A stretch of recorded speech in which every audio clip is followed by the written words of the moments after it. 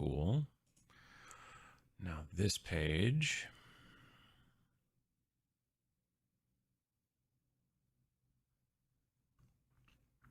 Come on.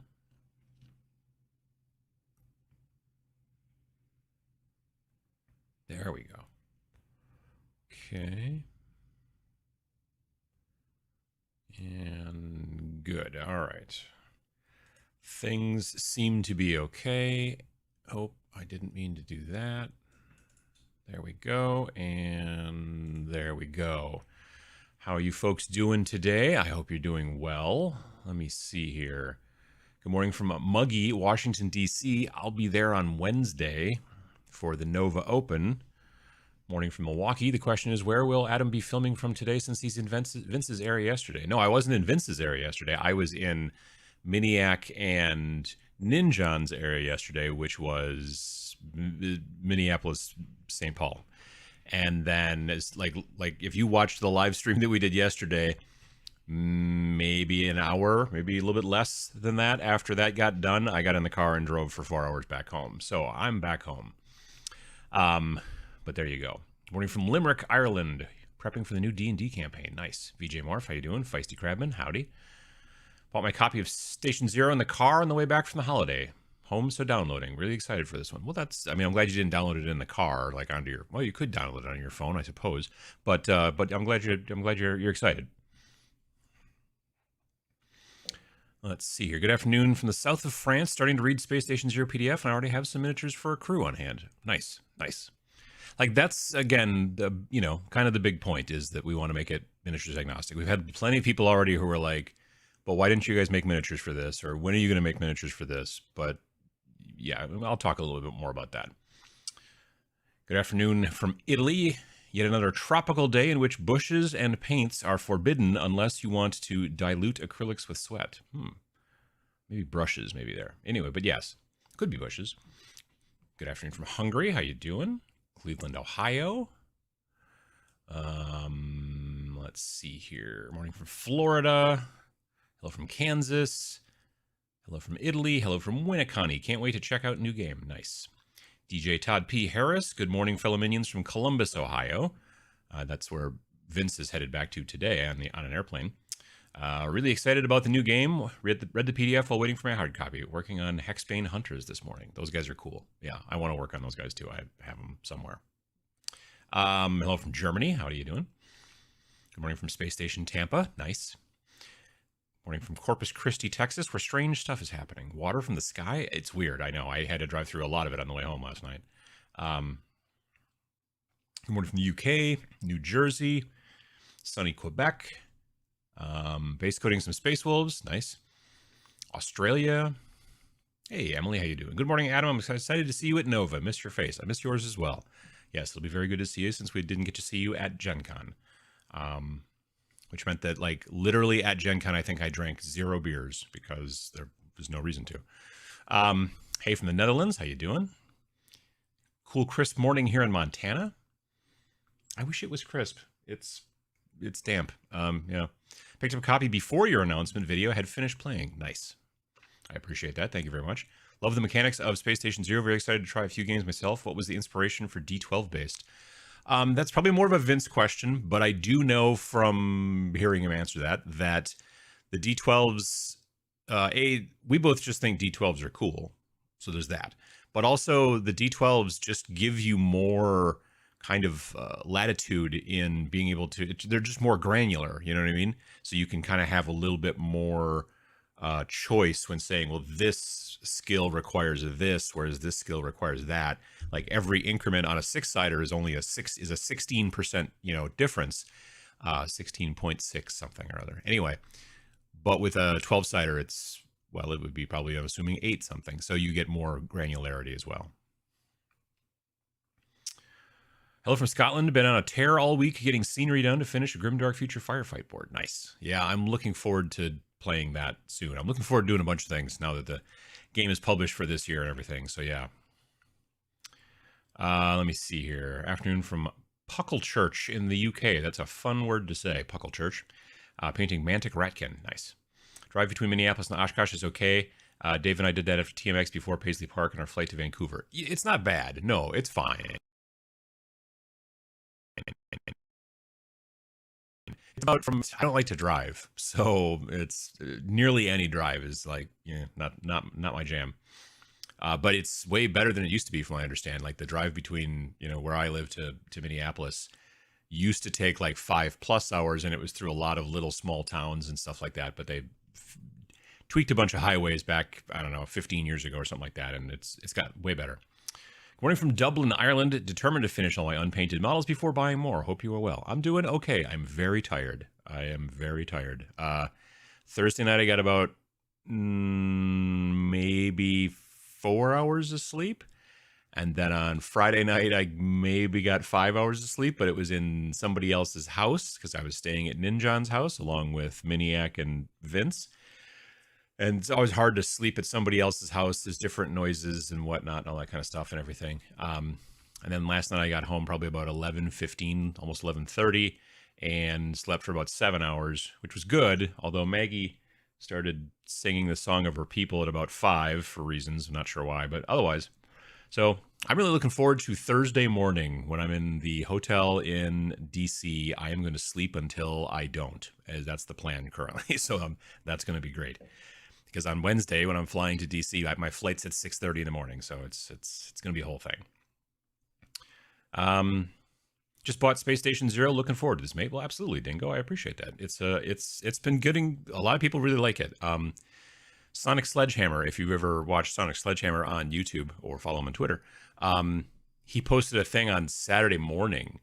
A long thread, probably a dozen posts about how impressed he was by it and how he really, and just kind of went deep dive into it and the whole deal. It was really, so yeah, check him out on, I think it's just Sonic Sledge or at Sonic Sledge on Twitter, but I retweeted it, so you can check there as well. But yeah, that was very nice. So yeah, it's been getting really good, responses, which we've been glad. Good morning from Ontario. What's up from Tuscaloosa? Whoops. I will do my best to assist you in drinking for charity. Well, that's why we're there. That's the reason for the season when you go to Nova, from what I understand. Hello from South Jersey. Looking forward to hearing more about Space Station Zero. Nice. I like the game a lot, but I'm curious, how would you compare your game to something like Planet 20 or Stargrave? Planet 28 has got, to some degree, how am I trying to say this? A campaign. Like there's a little bit, Nick has added things to it to add more campaign to it, and the new second edition has got more campaign than the original. It's kind of same with Space Weirdos. Space Weirdos doesn't have any kind of real framework for a campaign or anything like that. Our game is about campaign from the get. It's also aimed towards solo and co-op play. You can still play adversarially as well, but the solo and co-op play is also the big benefit. Stargrave is also, got campaign mode and stuff like that, but it's hard to say. I mean, the way that you're building your crew is a lot different. Ours is generally smaller crews. Even our biggest crew, I think, is like one less than your standard Stargrave crew. I don't know. There's a lot of little things, I guess, but also, the board you're playing on is like a kill team / Warcry size, that kind of thing. So that's helpful. Read the through book, and wow, the setting is cool, and the art is chef's kiss. The art is super dope. Yeah, no. Will Kirkby from the UK just knocked it so far out of the park. It's crazy. Real question is, what podcast did you listen to on your drive? I didn't. I can't. Because I was pretty tired, I couldn't really listen to a podcast while I was driving. So instead, if I don't want to drive off the road when I'm kind of tired, like, first of all, I had one of those white Monster energy drinks. Like, I don't normally drink the energy drinks too much. I drink caffeine, I drink coffee and stuff like that, but the energy drinks I stay away from for the most part. But the white Monster is like 0 carbs, so it doesn't have any sugar in it or whatever. And so I will have one like at the beginning of the drive, and then hopefully that will put me through. But then the other thing is you have to turn kind of the music up sort of loud. I've got a Spotify thing going on, and then a lot of singing along with the music and stuff like that. That's what keeps me going. If I was far more awake, then I might listen to some podcasts potentially, or audiobooks, but I usually save those honestly more for hobby time, at least for me. Let's see here. Hi from Mannheim, Germany, working on a base for the free Rotmeyer Creed. Nice. Super soaked Atlanta, home of 90% humidity. I'm going to be in Atlanta on Wednesday for about 2.5 hours in a layover for reasons. I don't know why I'm flying from Appleton to Detroit and then down to Atlanta and then back up to DC. I don't know why I decided that was the flight I was going to take, but it'll it'll it'll be what it is. Watch Vince's demo playthrough. This generally looks right up my alley. Yeah, so Vince did a battle report that's on his channel, and then yesterday around 3:30 or so Central Time, we did a live stream at Miniac World Headquarters, and we basically ran Ninjon and Scott there through the game so that they could play, and they were playing co-op, so they weren't trying to kill each other, which is evidently not the way that game kind of system sort of normally works for the two of them when they play stuff. So that was good. But yeah, we live streamed all that, and it was live streamed on Miniac's Twitch, but also on Vince's YouTube. So there should be a VOD on either one of those, whichever one you're interested in watching, where you can watch. And it's maybe about 3 hours or so. But yeah, it's me and Vince, and then it's the two of them, and they're playing, and multiple camera things going on, all that kind of stuff. So if you're interested, take a look at that. Does the print-on-demand Space Station Zero come from regional hubs for shipping purposes? Yes. There's only 2 regional hubs, unfortunately. There's one in the US and there's one in the UK. So if you're in the UK or Europe, it will come from that one. I've been hearing people in the UK and Europe saying that the shipping was like £4 for the book, so that's not bad, evidently. And it seems to go generally kind of quick over there, too. Whereas over here in the US, I don't know how much the shipping is. I've ordered several copies of the book so far, but every time we do it, we always order it next day air because we need it to make sure that the thing is going to be ready so we can start to sell it. And next day air to my house is like $100. So don't do that unless you just, are made out of money, I guess. Building some Vanguard vets for my Black Templars. Nice. I don't mind driving. It's the other drivers I find tedious. I will admit that the drive home in the evening, like I said, I left around 7 and got home around 11:15, 11:30. That was way better because there were far fewer people on the road. Unfortunately, it rained for the first half, like kind of hard. Like sometimes the lightning was super cool, but there's other times where I'm like, I think I'm mostly on the road. It's hard to tell. Hello from the UK, painting some War Master minis. Nice. Morning from the Mitten. I think I'm going to build some terrain today to gaming better. Nice. Let's see here. What minis would you recommend for Space Station Zero? Any particular line you think is good? So I'm already going to be doing a couple of different things. So, Anvil Industry, which is out of the UK, they make really nice resin stuff. They also have a digital foundry, so that's basically they sell their own STLs as well. But I haven't done any of that stuff yet. I've looked at some of it, and it's very cool. I just really like everything that they do. Well, I'm not saying I dislike anything, but there's things that I'm just like, this is awesome. And there's other stuff that I'm like, oh, that's cool, but it's not necessarily for what I'm playing or whatever. You know what I mean? But so far, I've been super impressed with a lot of stuff. Stuff that I use for Zona Alpha, stuff that I've been using a little bit for Stargrave here and there. And now there's a bunch of stuff that I can easily see using for Space Station Zero. Also,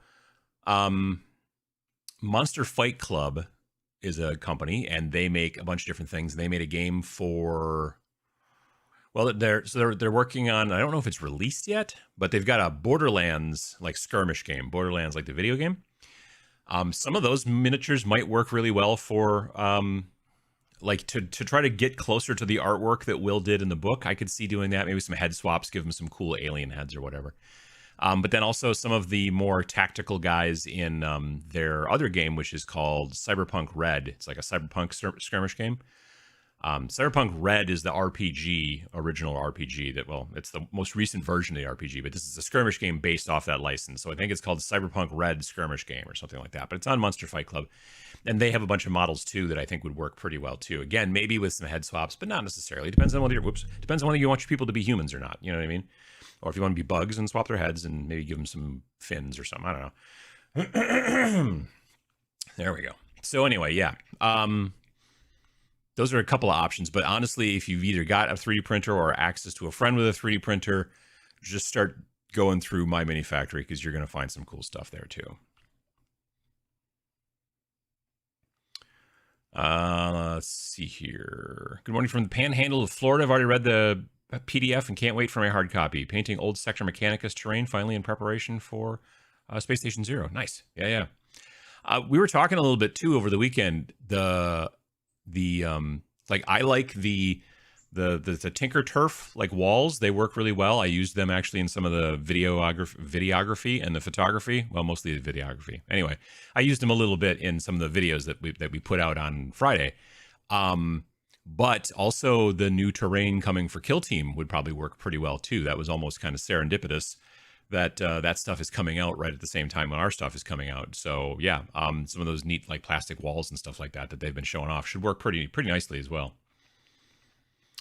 Just bought the new game, hoping to get my partner into the hobby. Any chance of some Space Station Zero merchandise? Love the artwork. Yeah, we're working on, now that the game's out, we're gonna try to launch the Snarling Badger store that's gonna have because people asked, I was wearing a Snarling Badger t-shirt during the stream yesterday, and people were asking where they could get it, and it's not available yet. It's a prototype, but it's digital print, so it's really nice actually. The digital printing that we're getting done is really nice for the shirts and stuff like that, and the digital printing on the book is great too. Anyway, so we're gonna be launching a store. It's gonna have some stuff for that. It's gonna have some stuff for Rain and Hell, and it's gonna have some stuff for Space Station Zero. I've started doing a little bit of noodling on like what Space Station Zero t-shirt merchandise and mugs and things like that and whatever to come up with, and I haven't gotten super far yet, but I just was literally kind of thinking about it in between 90s tunes belted out while driving home from Minneapolis. Started doing a white dry brush Zenithal highlight on my models, and I'm really enjoying the final look after I use contrast and speed paint all over them. It's the way. It just makes things so much quicker. Yeah. Any chance we can get a spoiler-free mini suggestion list? I know you need 6 robots and 6 other mutants, kind of usually. 6 robots, yeah, that's about it. But something for those who like choosing models to fit enemies. Potentially, like we're gonna... I mean, I know we're going to do a blog post about that because we've had a lot of questions and such about like, you know, what kind of models should I look for and that kind of stuff in different places and this and that. So we'll do a blog post about that, and then I'll, you know, tweet it and all that jazz. Yeah, I'll talk to Vince and see. I don't know that it would necessarily spoil anything if we just gave you some like vague names of different types of, because there's like, again, it's like kind of like robots and drones and things like that. But yeah, I totally understand that. Let's see here. For Space Station Zero, I'm playing an exosuit knight with their support crew, scientist, engineer, 2 soldiers, warship. Nice. Taking a smuggler trait for advanced technology, boots, HUD, armor for knight. Nice. I drink 2 of those white monsters every day. Yeah, I drink coffee, but otherwise I try to stay away from the energy drinks because then that way they work like when I need them to, like when driving someplace. But that's about it. They're kind of tasty, though. It's a nice citrus thing. You have 2 connections. Stop hurting yourself. I know. I don't know how I did. I don't know. Like, when I just came across that recently, I'm like, seriously? And then I'm like, they must have changed my flight. Because, you know, the flights are insane these days. They just keep canceling stuff and transferring stuff and whatever. But I went back, looked at the original receipt, and evidently past me was a moron. So that's what I signed up for. I don't know. Greetings from Nova. I wish I could be at the con, but really excited to see demos for the new game. Nice. Grabbed Space Station Zero yesterday, looking forward to giving it a go, but today I am building Chaos Legionnaires for Warcry. Those guys are cool models too. I'm looking forward to getting I've got them, I just looking forward to actually getting the time to be able to put them together and start working on them, because they're a lot of fun. They're really neat looking. Did you fly back and forth for all these streams? No, I drove. It's about a 4.5 hour drive from say Miniac's office to my house, so it's not terrible. So I left,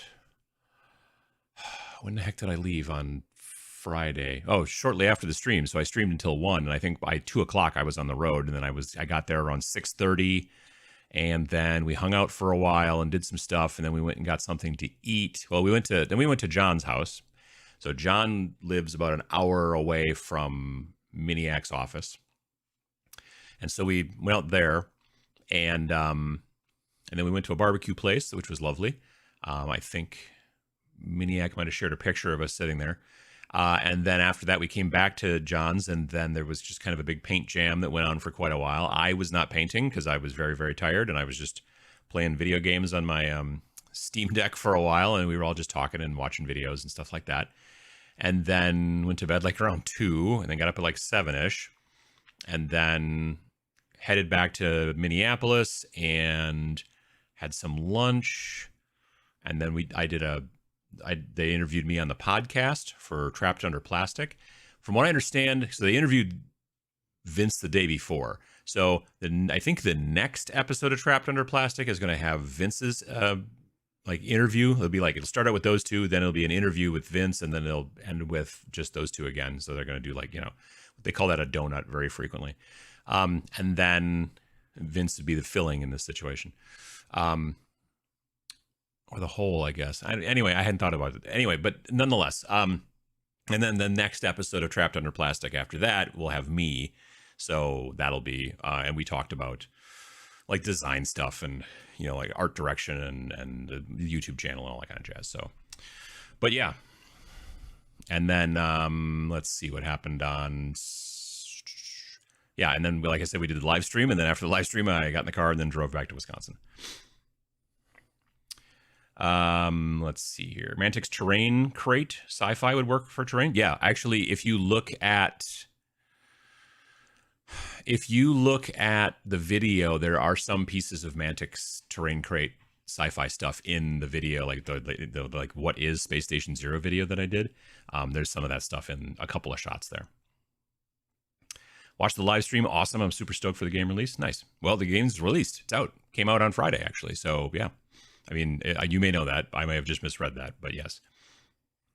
My shipping was $4.25. There you go. Yeah, that's not too bad. Let's see here. Where are we at? Oh my goodness, I'm way behind. Okay. Shipping was about $13 for me in the Midwest for 2 to 4 weeks estimated. Wow. Okay. Late to the party. Anyone else going to Nova? Happy to meet up with fellow regulars. I'll be there. Vince will be there. We're doing an event. I think it's on Saturday afternoon, I believe, like around 4:30. It should be in the schedule. I believe it is in the schedule. I've looked. Whoops. It's in the schedule, I'm pretty sure. But yeah, and that's going to be an event. And we're just going to basically do kind of a Q&A and talk about all kinds of stuff. But, the game, but also your channel, like being a content creator, all that jazz. So it'll be a hoot. I'm pretty sure it's free too. I don't think we asked for any money on that. I'm on the East Coast and mine was a bit under $5 for the cheapest option. Gotcha. Is your new game miniatures agnostic? If so, what's the ideal game to use miniatures from 40K? I mean, so yesterday, if you watched the stream that happened yesterday, there were minis that they were using that were GW like 40K minis. There were some Infinity minis. There were some other stuff I didn't recognize, but there's all kinds of different, things that you could use out there. The idea is that you've got a space station or a spaceship crew, and there are 6 different types of space ships. It's kind of like your faction, but not quite. So there's medical ship, there's science ship, there's warship, there's shipping ship, there's pirate ship, and exploration ship. So like medical ship, science ship, I'm probably going to build a medical crew that's going to be Van Sar models, and I'm just going to paint them kind of white because they got those sort of tight suits that they wear, but you just kind of paint them white and then maybe have some little bit of red here and there, or like a little, like almost like a Red Cross kind of look, boom, you got yourself some medical officers. It'll be great. With science, you could do roughly the same thing, but you could also go with Adeptus Mechanicus if you wanted to make them. I mean, they're very scientific because they're mostly robots, so that's kind of cool. Exploration, just think Star Trek, just kind of head in that direction. Pirates, I mean, the world's your oyster really in that situation. You can do all kinds of things with pirates. Shipping. I love the artwork for the 2 examples of like shipping crew. Just because of like the work that he did on like making their jackets, like have like a patch for the shipping company and all that kind of stuff. So I would try to probably make them match to some degree. So it looks like they're wearing like, like if you see 4 FedEx people standing around, they are wearing roughly the same kind of outfit or whatever, that kind of thing. What did I miss? Warships, I mean, in that situation, like, I don't know, power armor, all kinds of stuff. You can do all kinds of jazz like that. There's a lot of options. Let's see. Is the rulebook in color? The cover is front and back cover, but the inside's in black and white. How well is Space Station Zero selling so far? I assume you can tell how well it's doing during the first few weeks. Didn't mean to be nosy, just interested in how the sausage is made. It's doing pretty well. It's selling maybe a little bit slower than Rain and Hell was, like day to day for the first 2 days. We've been kind of keeping an eye on that. I've been keeping an eye on it because I'm nosy. But it's it's a little bit less of a novelty. Space Station or Rain and Hell just sort of came out of nowhere, and we just all of a sudden just started teasing it a week out, and people were like, "What are you talking about?" And all of a sudden, ta-da! This people have known for a while. We were working on the next game. They just didn't exactly know what it was about or what it was called. I mean, they had vague ideas of what it was about.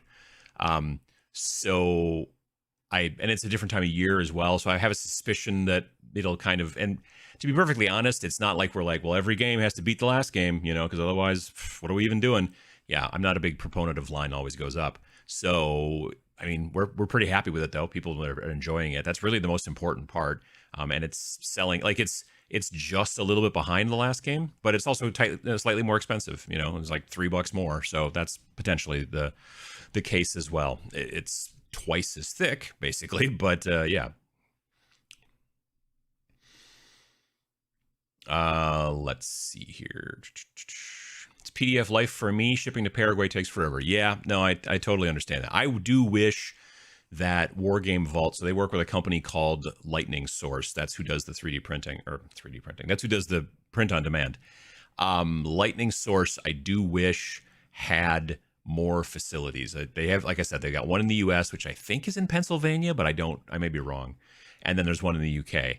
I wish they had one in Australia. I wish they had one in South America. And maybe eventually someday they will, but currently they just have the 2 facilities. So that is the downside. But the benefit then is that the PDF, you get it right away. So that's why I'm glad we're doing it, obviously, in both ways. Let's see here. Archon Studios are planning a sci-fi release soon. This ties in nicely. As for miniatures, I will dig out the Warzone stuff. Yeah, I can see that. Yeah, I believe I got a shipping notice about my Archon Studios because they did a Kickstarter beginning part of the year, or maybe it was late last year, and it was plastic terrain, and there were like 4 different types of plastic terrain. There was like a kind of gothic sci-fi sort of 40K looking thing, and I was like, meh. And then there was like something that looked almost kind of Aztec, and I was like, nah. And there was, I forget what the third one was. I don't remember. But the fourth one was like urban, and it looked a lot like ruined subway, like not tunnels like the trains go in, but like where you stand in there to wait to get on the subway, that kind of thing. And I don't know, but there's just something about them that I was just like, those things are super cool looking. So I did the Kickstarter, even though I was not planning on doing much in the way of Kickstarters at all this year. But it's had its ups and downs. Let's just say that. But yeah, so that stuff is, I think I just got a shipping thing for it. I think it should be showing up real soon. So looking forward to that. Cyberpunk Red, those are nice minis. Yeah, I bought a bunch of them at Gen Con, not this year, but last year, actually. Painting up some Lannister halberdiers from Song of Ice and Fire. Are fabulous for use in Frostgrave, Age of Fantasy, Song of Blades and Heroes. Sure, yeah. I know that Scott and John like playing Song of Ice and Fire. I believe on Friday, yeah, Scott was clearing a bunch of those minis off of the table, and then on Saturday we set up Space Station Zero. I'm planning on using Fragging Unicorns minis for Space Station Zero. I'm not familiar with Fragging Unicorns. I'll have to check them out. Adam, I have a question. I've been working on a tabletop game. It's very gun heavy, so how important is having a specific base sizes for the minis on the board, or a skirmish game that has no melee combat? For us, base size is really only important in that you have to understand, like if you're playing on a 3-foot by 3-foot, base size is barely important at all. You want to put your guys on 50 millimeter bases, okay, they just have a lot of extra scenery around them. In most situations, when you're shooting at somebody, if your base is bigger, that means you can shoot technically sort of a little bit further because you're measuring from the edge of your base to the guy. But then when they're shooting back at you, it's the same thing. So it's not giving you any kind of advantage or benefit to have a bigger base. it just doesn't. When you're getting into a smaller game like ours, where you're playing on a 22 by 30, or even smaller games like Forbidden Psalm or The Last War, stuff like that, you play those on a 2 foot by 2 foot. And same with also Space Weirdos. In that situation, you're playing on a much smaller board, and then at that point, if your bases are too big, you're just taking up a lot of extra space. You might not be able to get in between pieces of terrain, stuff like that. Sculpting some of the heads from the book art right now. I'm going to see if I can get them in the right style and printed for my team. Nice. Good morning from Maryland. Bought a couple of your Space Station Zero books. Nice. Friends need it too. Do you think GW will bring back Underworlds to Warcry? I saw they're missing from the new book. From what I understand, you can still use the stats that came out in the Tome of Champions, the most recent Tome of Champions, which was either 2021 or 2022. I don't remember off the top of my head, but the most recent one that has the Underworld stuff in it. I don't think that they're saying you can't use that stuff now. It's just they just didn't have new updates to it. You know what I mean? Now the downside is they've come out with several new Underworlds groups since both of those books have come out, and those don't have any stats for like Hexbane's Hunters. I really want to use those guys in Warcry, but they don't have any stats yet. So. Morning from Maryland. I read that one. Merch would be sweet. The art is gorgeous. I think the art is also gorgeous. I agree. Let's see here. Love y'all's name, Snarling Badger. Snarling Badger Studios. Yes. I came up with that name for my first game company, which was called Snarling Badger Games. Me and my good friend Peter, back in 1992, started a small game company where we made a couple of little games. And did that, and then we stopped doing it sometime in the 2010s. Like, we'd stopped doing it technically a good deal earlier, but we actually finally dissolved the things. We didn't have to do the tax thing every year and all that kind of stuff, even though we weren't selling anything anymore. So we and then but I still had the URL. I still had snarlingbadger.com. I've had that same URL, and therefore meaning the same email address, since, well, for 27 years now. So for a quarter of a century, I've had the same email address because I've had that domain since December of 1995. So anyway, when Vince and I decided we were going to start, an actual company, not just make Rain and Hell, but keep going forward with that, I was like, what if we call it Snarling Badger Studios? Because I've already got the URL and all that stuff. And he was like, yeah, that's cool. So, and plus I already had the logo. I'm not wearing it anymore. I was wearing it yesterday. I had the logo on my I had the logo, and I've got it tattooed on my arm, so it would be weird to not, probably use it again. But yeah, so there's a game called Core Space from Battle Systems. I just heard about it recently. I think the miniatures and terrain would be great for Space Station Zero. I haven't looked at it, but I've heard about it recently. Some other people have mentioned that same type of thing. Would Warjacks from Warcaster Neo Mechanica work in Space Station Zero? I mean, if they're probably, if you needed, for a bigger robot, yeah, probably so. Good afternoon from the Isle of Wight. How you doing? Got my Uncle Adam's favorite brushes in yesterday. Eager to use them. Nice. Thank you for buying those. I appreciate it. Just wanted to say thank you for the new game. Currently sculpting some custom minis to print for SSC. Nice. Moderator Matt, how you doing? Sadly, I have to work this morning, but thought I'd stop in. Absolutely. Good to see you. Let's see. What's the first song on that 90s playlist? I'm a shuffle guy, so it's hard to say. It's just whatever kind of happens. Actually, if you look on Spotify, it's Uncle Adam's 90s, I think is the name of the playlist. If you do a search for Uncle Adam, ATOM, Uncle Adam 'S Adam's 90s, there's a playlist on Spotify. That's the playlist that I have for my Spotify.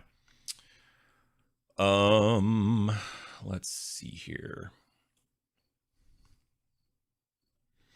My goodness, I'm way behind. Let's see. I always assumed Adam would kick off a car song with 4 non-blondes. No.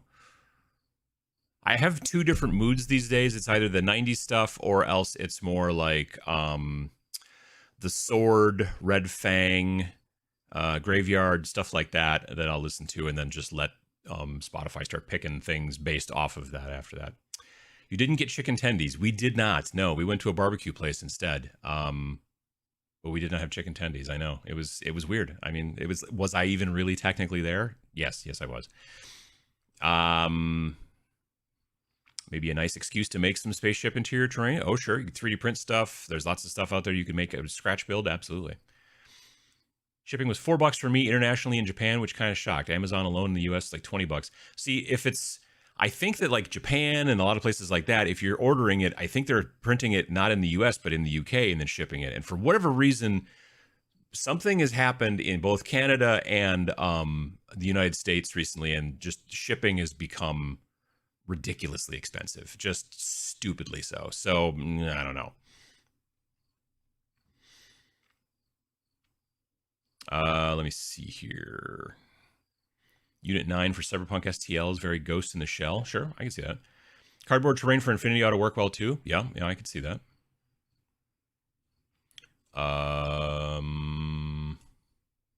Stargrave models would be ideal. Oh yeah, no, definitely. Like those Stargrave, like the plastics for Stargrave. I forgot about those. Yeah, you could totally use a lot of those for sure.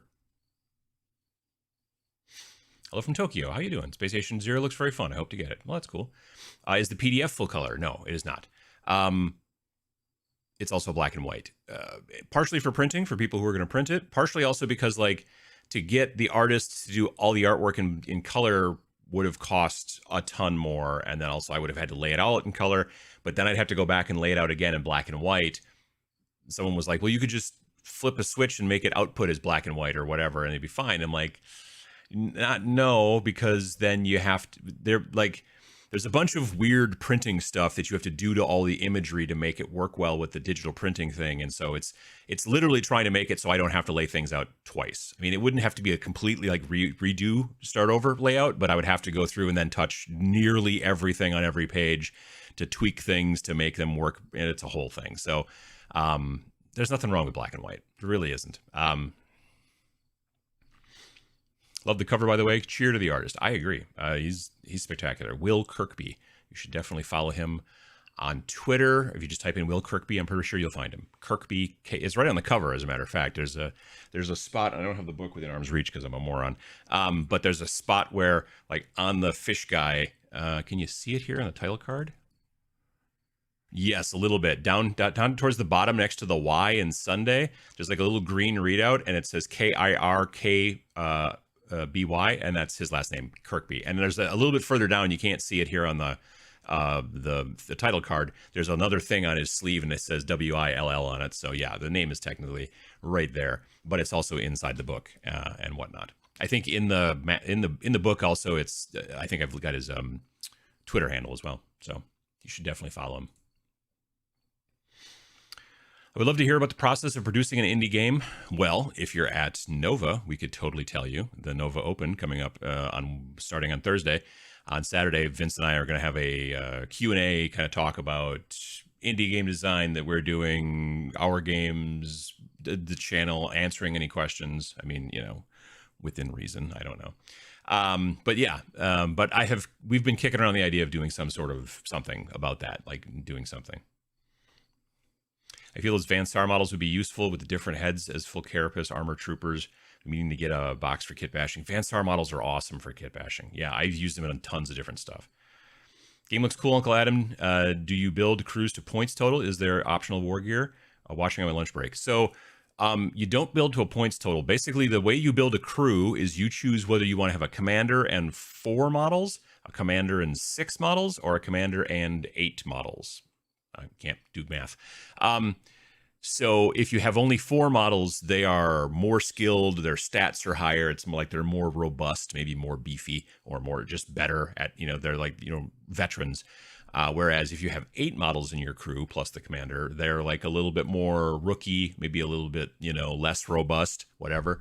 But then you have more models, so that's, depends on how you like to play. And then the 6 is the kind of in between. So yeah, you don't have to go through and do a points cost. You just go, I want to either take 4 models, 6 models, or 8 models plus commander. And then you go through and you pick the ship. You also can customize the commander to some degree, but then you have 6 different possible ships that they've come in on. And then you go through and you pick a class, like, you know, certain ships, like you can't have too many soldiers if it's a science ship. You can have some, you know, you want a security force, but you also can't have too many science guys on a warship, you know, that kind of stuff. So it explains for each different type of ship the loadout of different types of models that you can have. And then there are also equipment things that you can do. And then as the game progresses, you get better skills and all this kind of stuff. You get different equipment, all kinds of things happen. So yeah, if you're playing specifically as a campaign game, it's definitely got some, I don't want to say RPG elements, like you're actually role playing, but like, you know how video game RPGs are, where you're like, oh, you've hit level 26 and now you can bump these 3 stats or whatever, that kind of stuff. It's a little bit more like that. Let's see here.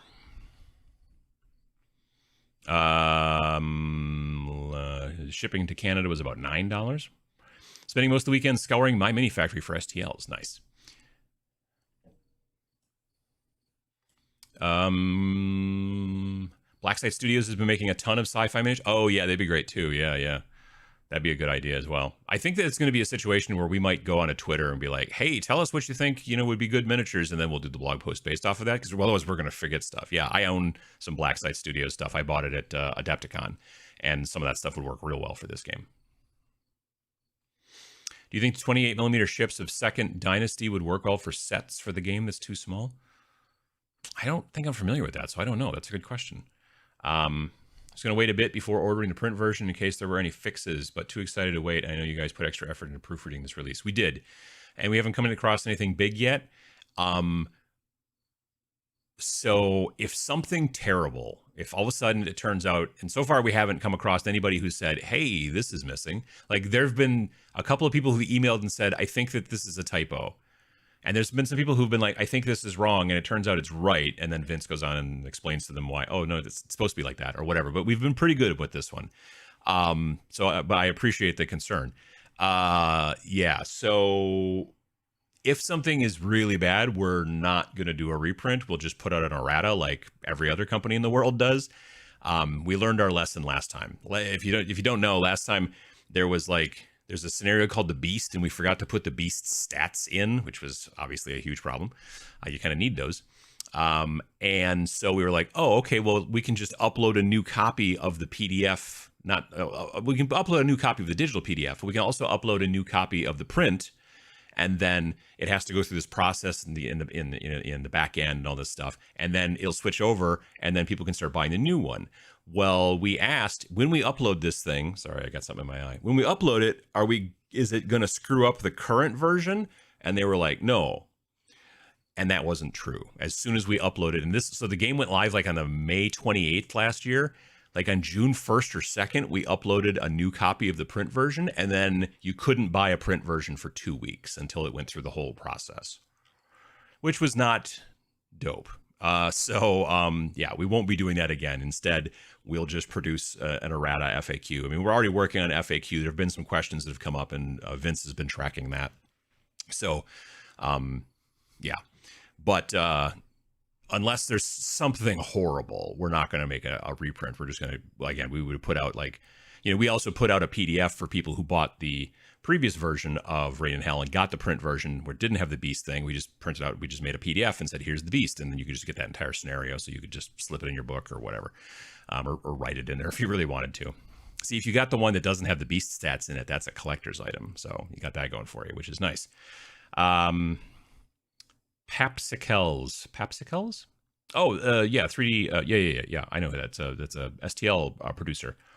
Sculptor has a bunch of nice cyberpunk and robotic drone STLs. Yeah, I've not bought the STLs, but I've bought stuff printed from the STLs, like licensed on Etsy, and I like them. So that's a good point too. Would be nice if you could buy the PDF day one and then upgrade to print later. Yeah, they don't have that possibility now that you mention it. You're right. I mean, if you buy the print, you get the PDF right away for free, and then you just have to wait for the print. Yeah, the PDF is included in the price of the print. There's like 3 options, and I wish we could get rid of the middle one, but we can't. There's like PDF only, print only. I don't know why. And then the bottom one is PDF and print bundle, and we just made it the same price as the print only. So you basically are getting the PDF for free. But yeah, there's not a like, okay, I bought this and now I'd like to spend, I guess, an extra $5 to get. Yeah, that they don't have that option, unfortunately. Do you think it's cool to have?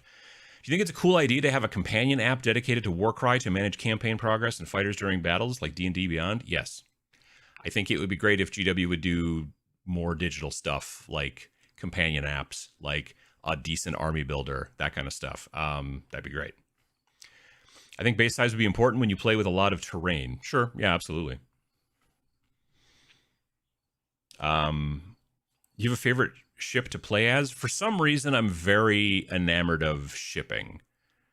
I don't know why. I just like the concept that these people have showed up here and they're like, they're not here to explore. They're not here to, get into battles. They're not pirates. They're not here to give aid with medical and stuff. They're literally just, they were supposed to be taking all of these, pots and pans, like space pots and pans or whatever, to some other planet, and they ended up here. And now they're like, well, but they still have like a medical person and things like that, because someone's going to drop a big giant crate of pots and pans on their foot and they're going to need medical attention.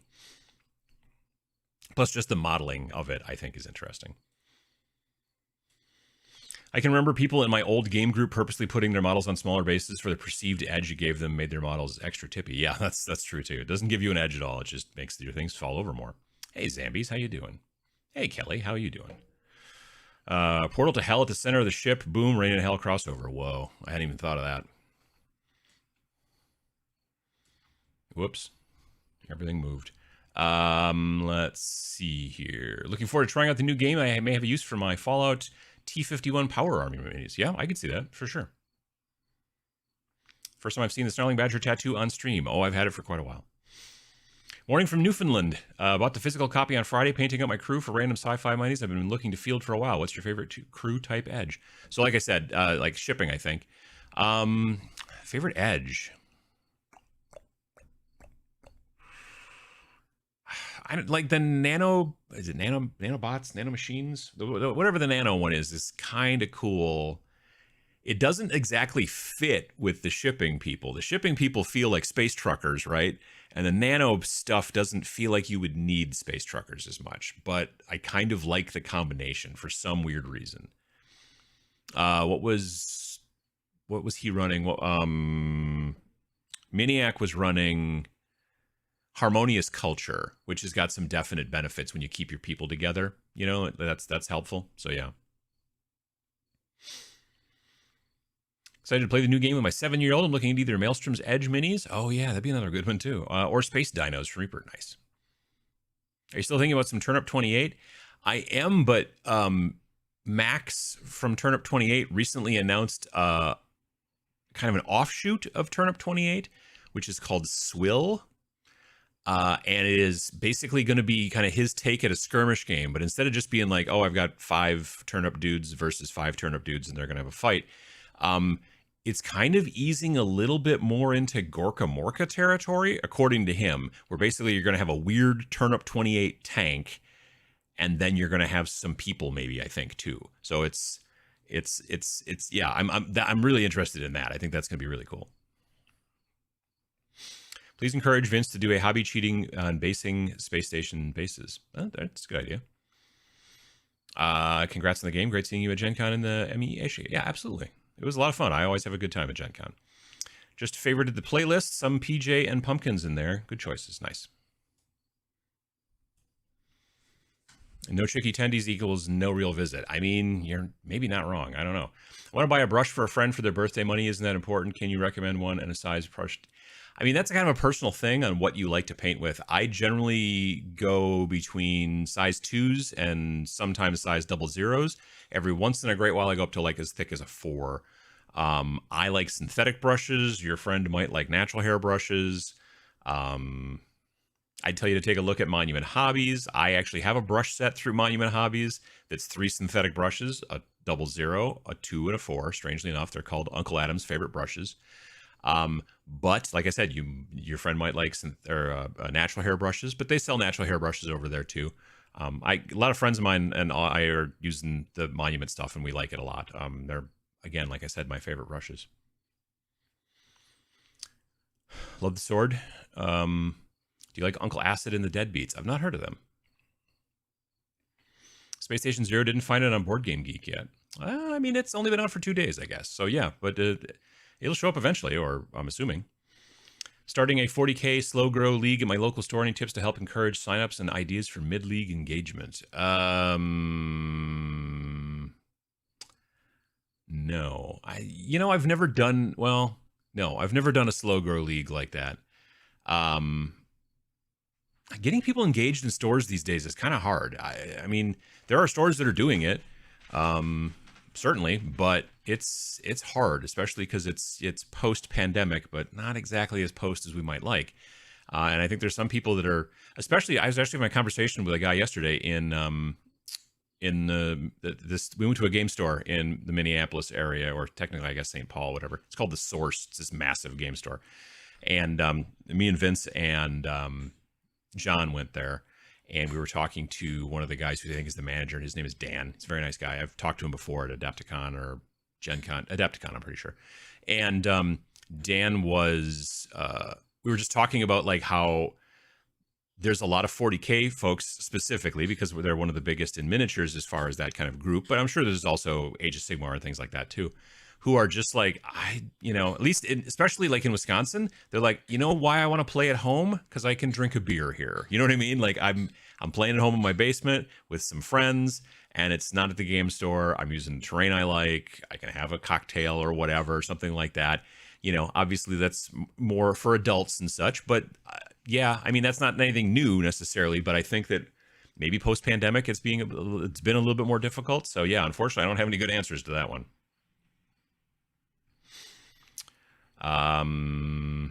Good black and white art is not inferior to colored art. No, I agree. Actually, the piece of art on the back cover, that one was originally done in black and white. And then that one I colorized because when we originally worked with them, we were like, we want this cover and that's gonna be color. Everything else is gonna be black and white. And we came up with a price and all that kind of stuff. And then when it came time to do the back, start to do the cover, the front and back cover, I'm looking at it. I'm like, gosh, that image in the back should really be in color. And I'm like, and I had asked Will if it was okay if I colorized any of the artwork that was black and white at some point. And he was like, yeah, that's fine. And so I was able to colorize the artwork. It took a good amount of time, but it did happen. I mean, I'm not like, I don't do it a lot, so I don't, I'm sure if I started being a colorist, on black and white stuff like that digitally more frequently, I would get faster at it. But still, it turned out pretty cool. My Kill Team Commandos may well appear at Space Station very soon. Nice. Just ordered a hard copy. Maybe fun to make some spaceship interior terrain on an episode in the future. Yeah, potentially. Yeah. Hyped for the game. Gonna use Blacksite Studios astronauts for a science crew. Yeah. They've got some good astronauts because of Lunar, but also there's these guys from Anvil Industry called Gothic Void Troopers, which kind of remind me, they're not quite as chunky, but they kind of remind me of the spacesuits from the original Alien movie when they get onto the ship with all the eggs and all that kind of stuff. Spoiler alert, there's eggs on the spaceship in that movie from 1979.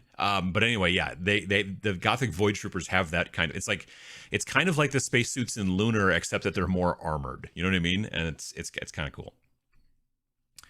Are you able to do t-shirts of the Rain and Hell cover art while keeping the secret identity of the cover artist? Yes.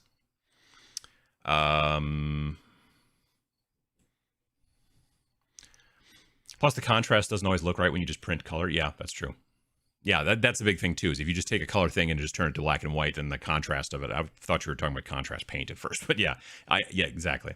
I am way behind. Goodness. Saw part of the stream yesterday. Do you all leave, or live probably close enough? So Vince is about a 9-hour drive from me. And then, like, he's down here, and then he would drive about 9 hours to me, and then I drive another 4 hours to Scott and John. Well, so Vince just flew to Scott and John this time, and then I just drove the 4 hours. So we're all in the Midwest, technically. I guess that's something. But yeah. Glad you're doing a blog post with additional guidance for types of Space Station Zero enemy minis. I want to know what kind of new minis have been giving me an excuse to buy and print. See, there you go. After the stream of yesterday's night with Vince, Scott, and Ninjon, I bought the PDF hard copy. Looking forward to seeing the copy in the post and started to read the PDF. Nice work. Well, thank you. I appreciate that. Found some pigs in space miniatures. Sadly, there are only 3 of them, and I need a crew of 4 or 5. Well, you could maybe modify them a little bit. I miss using the polyhedral dice you needed in 2nd edition 40K. Yeah, that's one of the reasons why we wanted to do, that's why we used 12-siders, and in Rain and Hell we used 12-siders and 6-siders. Space Weirdos uses basically all the regular polyhedral dice except for 20-siders, so I like that. I think it's fun.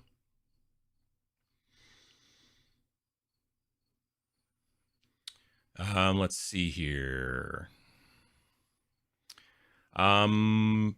What sets this game apart from Space Station Zero, other than games like Stargrave or Space Weirdos? Well, Space Weirdos doesn't really have a campaign in any way.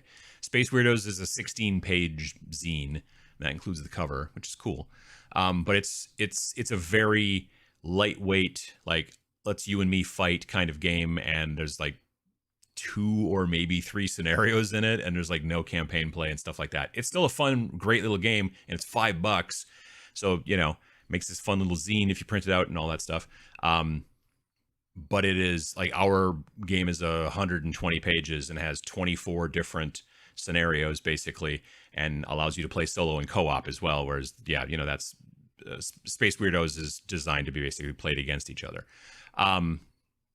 Stargrave, I think that there's some sort of solo rules that came out for Stargrave. Like, Stargrave is like, I'm not saying our games are the same, not in any way, but they're closer to each other than, say, Space Station Zero is to Space Weirdos. In that you've got a crew, and like, really, Stargrave is very much sci-fi Frostgrave. So it's about like, you're kind of like treasure hunting almost, where you're trying to find stuff and then get in and get out and that kind of thing. There's a lot more, I think, mystery to Space Station Zero. There's a lot more like if you watch that thing, that live stream that happened yesterday, again, you can watch over on Vince's YouTube channel or on Miniac's Twitch. Like, they had some mutants they had to fight. Well, they weren't mutants. I take that back. They were technically nanobot swarms, so they were swarm droids, but they looked like poxwalkers. So you can take a bunch of nanobots and make them look like poxwalkers. It works great. Anyway, but that, like, they had to fight against those guys, but they also had this like gas leak in the bay that they were in, that every time that they activated, they had to basically make a roll to see if they took damage. And until they turned that thing off, it happened for every single different model that activated. So they were slowly taking damage that was going on. And so that's one of the things that really, I think, makes Space Station Zero kind of separated, is that it's not just like, oh, there's a fight and then some people get hurt or whatever. It's also, sometimes the floors collapse in certain places. Sometimes there's like, robot turrets that kick in, and you have to be able to figure out how to turn them off. So it's got some of that sort of thing, like, like there are video games, Half-Life 2, for example. There's times when you're like, yeah, I could run and gun, or I could just go over and turn this thing off, or fix this, or turn this valve to close off the thing so I don't get burned by the thing that shoots out, randomly or whatever. Like, it's not just about combat. It's also about kind of, doing some things there that are non-combat, which is, I think, fun. Let's see here. Hello from Singapore. Hello. Congrats on the fantastic live stream yesterday. It was a lot of fun, and you even got me stoked to play the game. Nice. Would you and Vince object to Space Station Zero being added to Battlescribe? No, and I could see there being benefit to that. Because again, there's not really list building per se. You're basically either having a commander and 4 guys, a commander and, or 6 people, whatever, or a commander and like 8 people. But there are equipment things and stuff that you can track, and different, crew types and all that jazz. So yeah, I can see that being a benefit.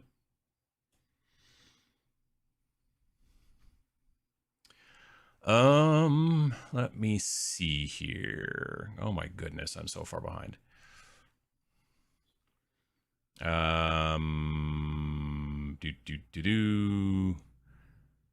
Looks like my fall gaming schedule will consist of Space Station Zero and Insurgent Earth. Nice.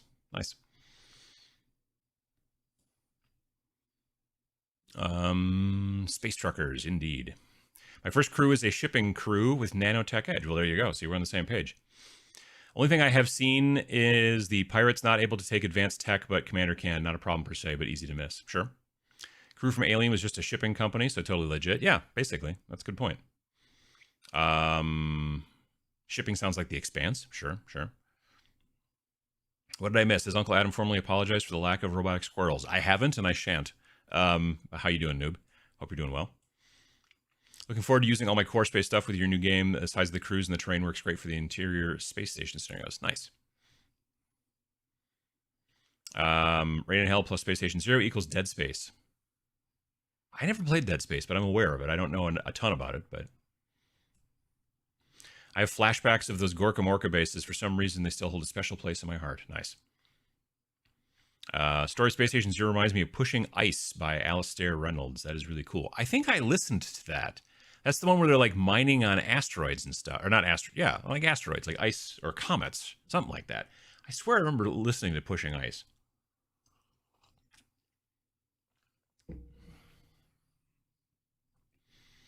How are conflicts resolved in the game? Well, combat stuff is done through shooting. So let's say you have a combat score of 4.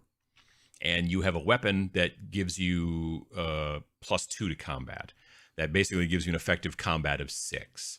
So when you have to try to, say, shoot a monster or a robot or something like that, you would then roll, because your combat now is 6, you would roll 6 d12s, because you have 6 as your combat score. So you roll 6 d12s. And then all the evens are successes, whereas all the odds are not. So you could roll 6 dice and just get all 11s, a really high score, but none of them technically are successes, right? So it's all about the evens versus the odds. Now, if you wanted to get a crit, you have to get 2 12s, not just one. 1 12 is like, oh, that's a success, but it's not, and a critical failure is not just 1 1, but it's 2 1s. And there was a couple of times yesterday where someone would roll and get 2 12s and 2 1s, and the critical success trumps the critical failure. So that's cool. So let's say I've rolled my 6 dice and I got 3 successes. Okay, so now the thing that I'm shooting at, they take their combat. Now they do not add their weapon to it. So it's just their base combat. So let's say their base combat is 4. They now roll 4d6, and for every even, that is a success in their defense. So if I got 3 on them out of my 6, they roll 4 dice and they got 2 successes, then that means they basically blocked 2 of the 3 damage and they just take 1 damage. Now, if they have armor, and this is where that, because some people have said, well, why does it have to be on 12s if you're just looking for successes or this or that, or, like if you're just like, it could be just coin flips if you're just basically looking for either evens or odds. Well, sort of, maybe, but like this happens a bunch too. So like, let's say armor. If I'm shooting at something that's got armor, then it's not just successes that count. Let's say they have armor 6, okay? What happens then is when I roll my 6 dice, because I've got a combat of 4 plus 2 for my gun or whatever, so I get to roll 6 dice, not all successes, or not all evens become successes. Only evens from 6 up become successes, because the person I'm shooting at has armor 6. So it basically, that 6 becomes like 2s and 4s, which are even numbers, don't count in this situation because that person is wearing armor. So it's a situation of, it's not just coin flips, it's these kind of, evens and odds, but then also this other sliding scale that then takes those evens and odds and goes, well, how high are those numbers versus how low are those numbers, and that kind of stuff. And Vince could explain it way better because he's the math guy, but it's an interest. It's not just like, oh, you got to hit this, but sometimes you got to hit this. It's like, it's a different kind of matrix, and it gives us a lot more granularity.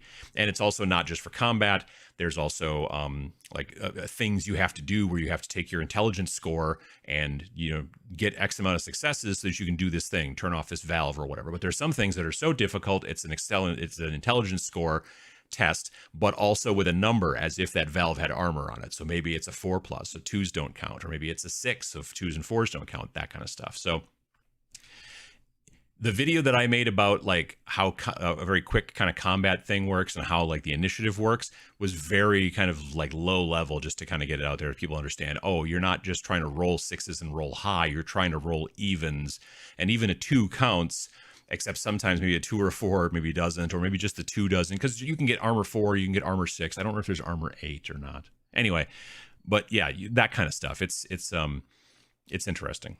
It's a cool system. I like it a lot. An initiative is basically when you're playing solo, at the beginning of the turn, you get to go first, just straight up. And then you activate somebody and do their stuff.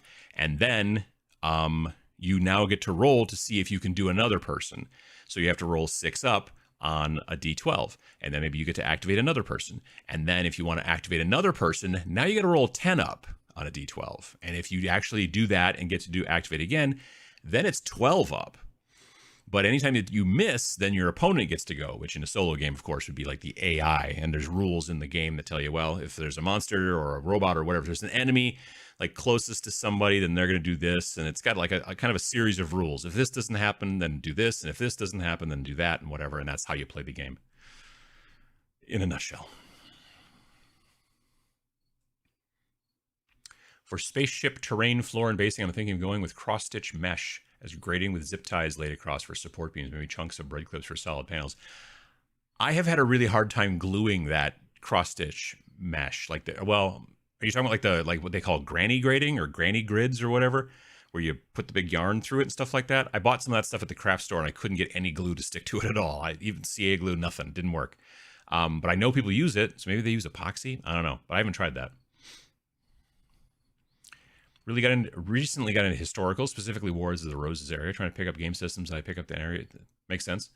Any suggestions? No, I don't really do historical stuff, so I don't have any good suggestions there, unfortunately. Art always seems like a massive barrier to producing a game. I've priced art and yeesh. Yeah, it's not cheap. It's definitely, if you want good art, you got to pay for it. Yeah. Some board game cafes solve that problem of adult beverages and gaming, but they don't usually cater to miniature games. That's true. Black Site has a Nostromo game coming. Oh, that's cool. As an illustrator, I really appreciate that you asked Will beforehand if he was okay with it. Not everybody does that. No, I can understand that. Yeah. Oops. Midwest in the U.S. is pretty damn big. Didn't really kick in until I went there. Yeah, no, it is. Like, because Vince is in Ohio, and which is like down here, I guess. Yeah, and then I'm in like here, and then Minnesota's up here, and like it's a big portion in the middle of the country. Maybe I should open a gaming bar. Yeah, I'm not sure about that. I'm not saying you don't. I'm just saying the issue is that if people get too much drink, then they might your terrain gets broken. I'm just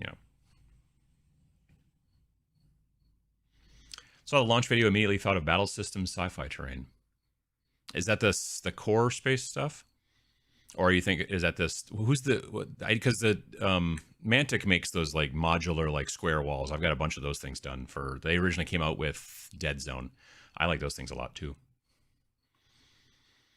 Quarantine 37 is the solo campaign for Stargrave. I thought it was one of those add-ons. I couldn't remember which one.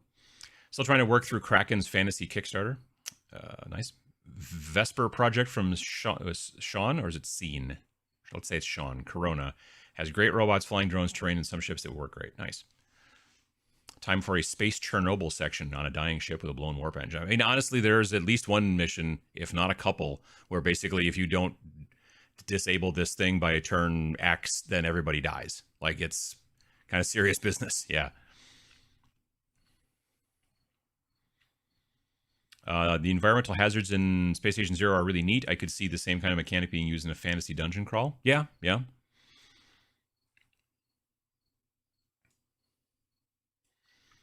Recently got all The Thing and Aliens board game minis. Nice. Let's see. Rain and Hell Demons exploring Space Station Zero. I mean, I don't see why not. I love the games that add remove dice as modifiers like Dead Zone instead of pissing about changing the target number on the dice. I mean, you end up with more dice, but I don't see how that's a problem. It's great to have dice. I love having dice.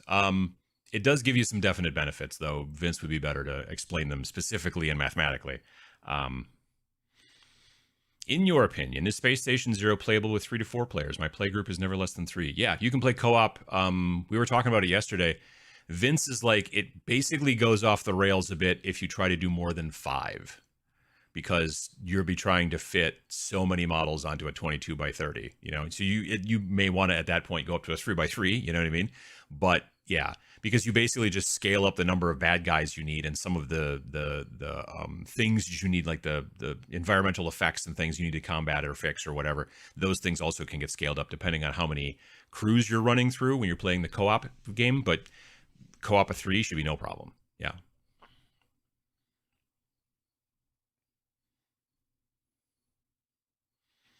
Good morning from the Pocket Dimension. How you doing, JP? Got rockets?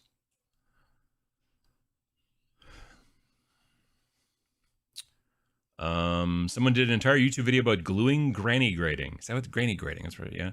Can't remember what the solution was though. Yeah, like I said, I bought some and I was gonna I'm gonna use this for. Then I started putting CA glue on it, and I'm like, this is not sticking to anything, and I don't know what it is. It's weird.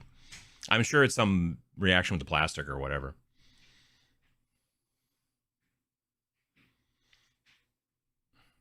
I should do a video on terrain building specifically for Space Station Zero. Yeah, I think it'd be cool. Battle Systems is the company that makes Core Space, but sell the terrain systemless. Nice.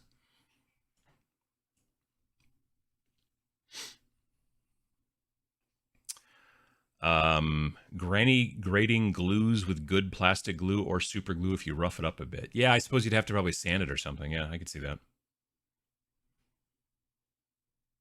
It's primed for priming today here. Ugh, it's not here. It's humid, which is fine. I don't have any time to prime anything today anyway.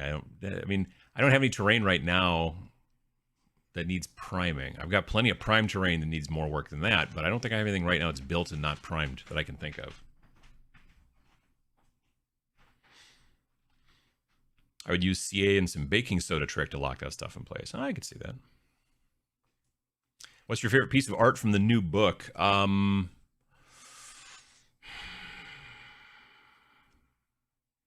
Probably the cover, honestly, is number one. It's just so good. And it's based off of an idea that, I originally, the way that a lot of the artwork in the book is that I wrote maybe a paragraph, maybe a little bit less in some situations, of what I was looking for each piece. So I would be with the edge illustration, which all the other people have been calling Rat Daddy, which is the guy, he's got the rat head and the rat tail, and he's got a gun up here, and then he's got an extra pair of robot arms down here that's got a giant grenade launcher and all that kind of stuff. I posted him. He's kind of I colorized it to make him kind of purple on when we used it on Twitter at the lead up just before the game came out. I'm trying to figure out how to come up with a model for that. We were talking about it a little bit last night, and maybe some Gene Stealer cult bodies with Skaven heads, and then I'm not sure what to do with those extra robot arms, how to make that happen, but I'll figure it out eventually. Anyway, that one is basically explaining the edge. So the idea of an edge, when you pick your crew, is you've picked the number of crew, you've picked the type of ship that they came in on, and then for each crew member you pick their role. But then you also get to pick an edge, which is basically what makes your species different from everybody else. And it's just an extra kind of bonusy sort of thing going on. We've talked about harmonious culture. We've talked about nanotech, stuff like that. And so I don't even remember completely. I was I want a guy who's just shooting a lot. You know what I mean? I'm just looking for a guy who's just going ham and just shooting a lot. And Will came back with that drawing, and I was got it in one. I mean, just seriously, there was no notes. I mean, honestly, for the majority, I don't think there was anything maybe in the black and white, the illustrations that are in the book. I don't think there was a single one of them where I'm hey, can you change this? Hey, that's not right.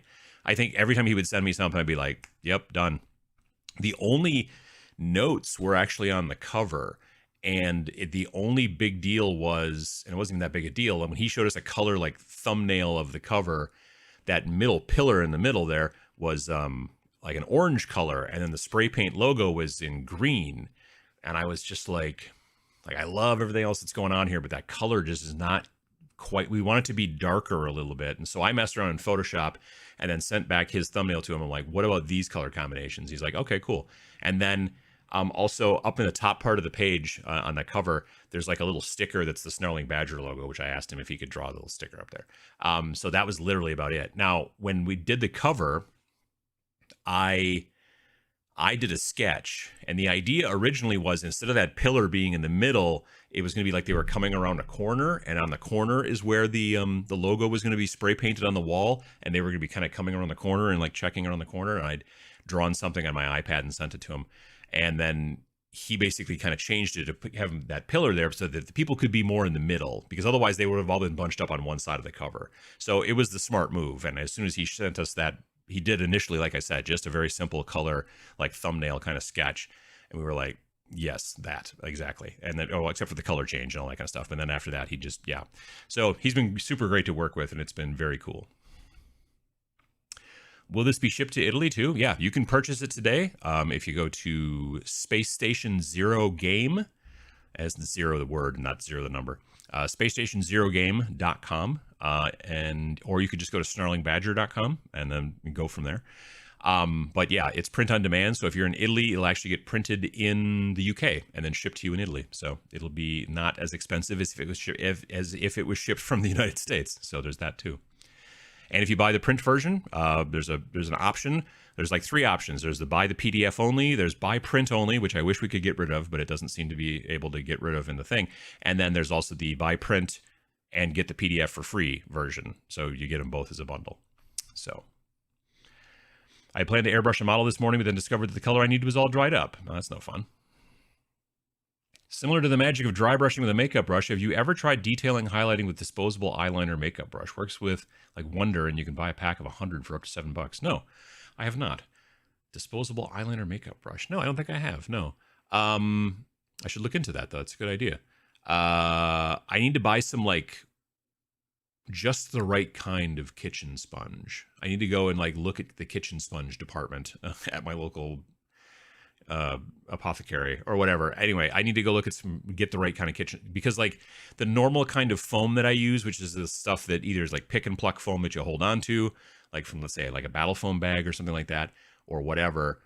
I need something that's a little bit chunkier for some terrain. So I either need like natural sponge or unnatural sponge, but something that's got bigger cells to it. I need some, and I don't have anything like that. Don't know if it's asked yet, but from a lore perspective, how is peace maintained on the station? I mean, one of the crew backgrounds are pirates after all. They've got nowhere to go.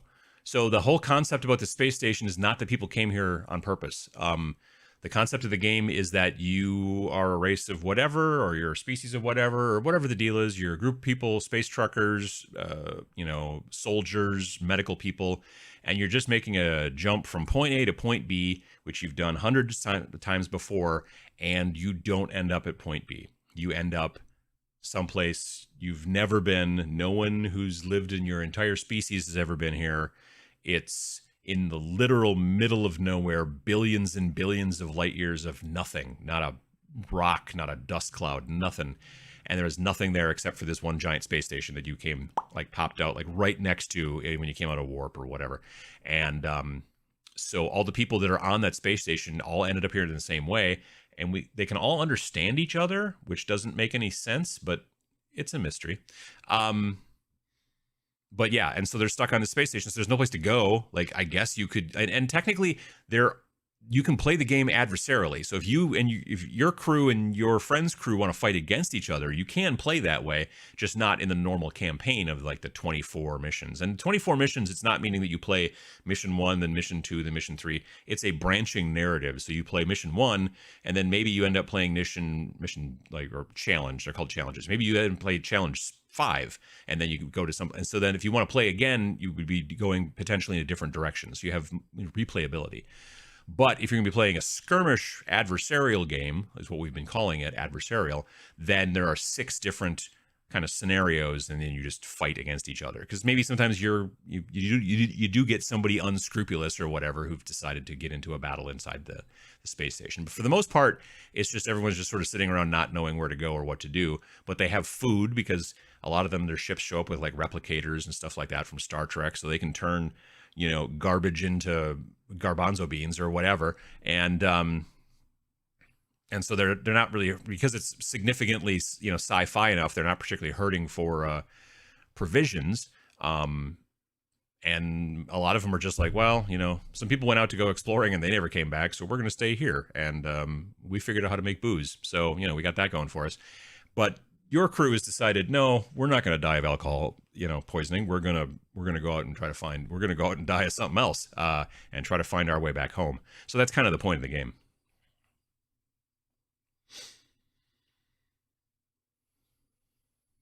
When can we expect this game? 2 days ago. Yep, launched on Friday. You can find it on spacestationzerogame.com. There's actually a link in the description because I sort of paid attention before sitting down, so that's good. Any chance we can get a form fillable roster? Like if you're going to use like a pencil, then yes, you can. I haven't made like a one with the PDF where you can fill all of the stuff. Maybe, but I don't know. I haven't really ever done that before. I should probably look into it. But I mean, the idea is that, I don't know. I like just writing on a piece of paper. You know, not like you can print out the roster. The roster is in the book. Well, no, it's not. I take it back. The roster is not in the actual print version of the book, but right in the beginning of like the what you need to play, there's a thing that takes a link to the website and it'll tell you. You can download the PDF from there. But if you buy the digital version, the rosters are in the back of the PDF. But it's not the typey kind. It's you print it out and write it. Yeah, I should think about that though. Ordered the print and the PDF playing the game this afternoon on Tabletop Sim. Great game. Nice. Hi from Italy. For one like me that has never played only paint, the game is more easy to learn than Warhammer. Yes, I would say so. Specifically the newest version, like Warhammer 9 or 9th edition, yeah, or 40k 9th edition. I would definitely say it's easier than that for sure. Space Hotel California. Yes, sort of. Yeah, I get that. I wonder if sponges you can get at Home Depot, the type used in laying tile, would work for you. Maybe. I was gonna look at the grocery store first, but yeah, it's not a bad idea. Or maybe the hardware store. Well, I mean, Home Depot is a hardware store. Hello from St. Louis. The premise sounds a little bit like the show Lost in Space. I don't know if they went to a space station in Lost in Space. I watched a little bit of the Netflix Lost in Space. And they end up on an ice planet. There was a big robot that was their friend. That's about all I remember. It was quite some time ago.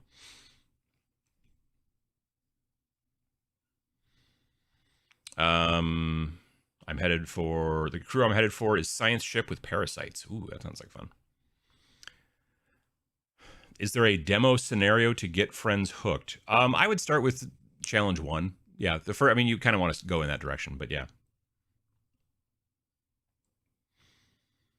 Hello, and by the way, especially loved your video on at a certain age you go fantasy or historical. Thought it was just me. I mean, it kind of happened to me for a while. When I hit 42, all of a sudden I started playing Flames of War, but it didn't stick. I've stopped playing historical stuff.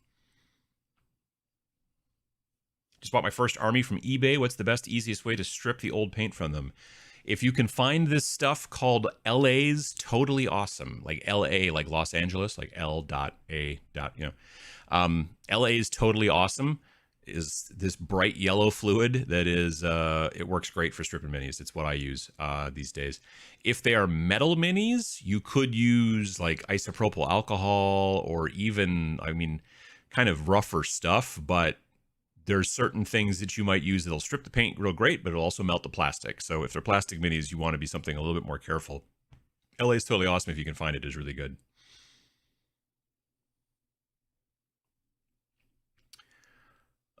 Can't decide whether to use my Hitchhiker's Guide figures for my Firefly ones. I mean, both would work. I could see that.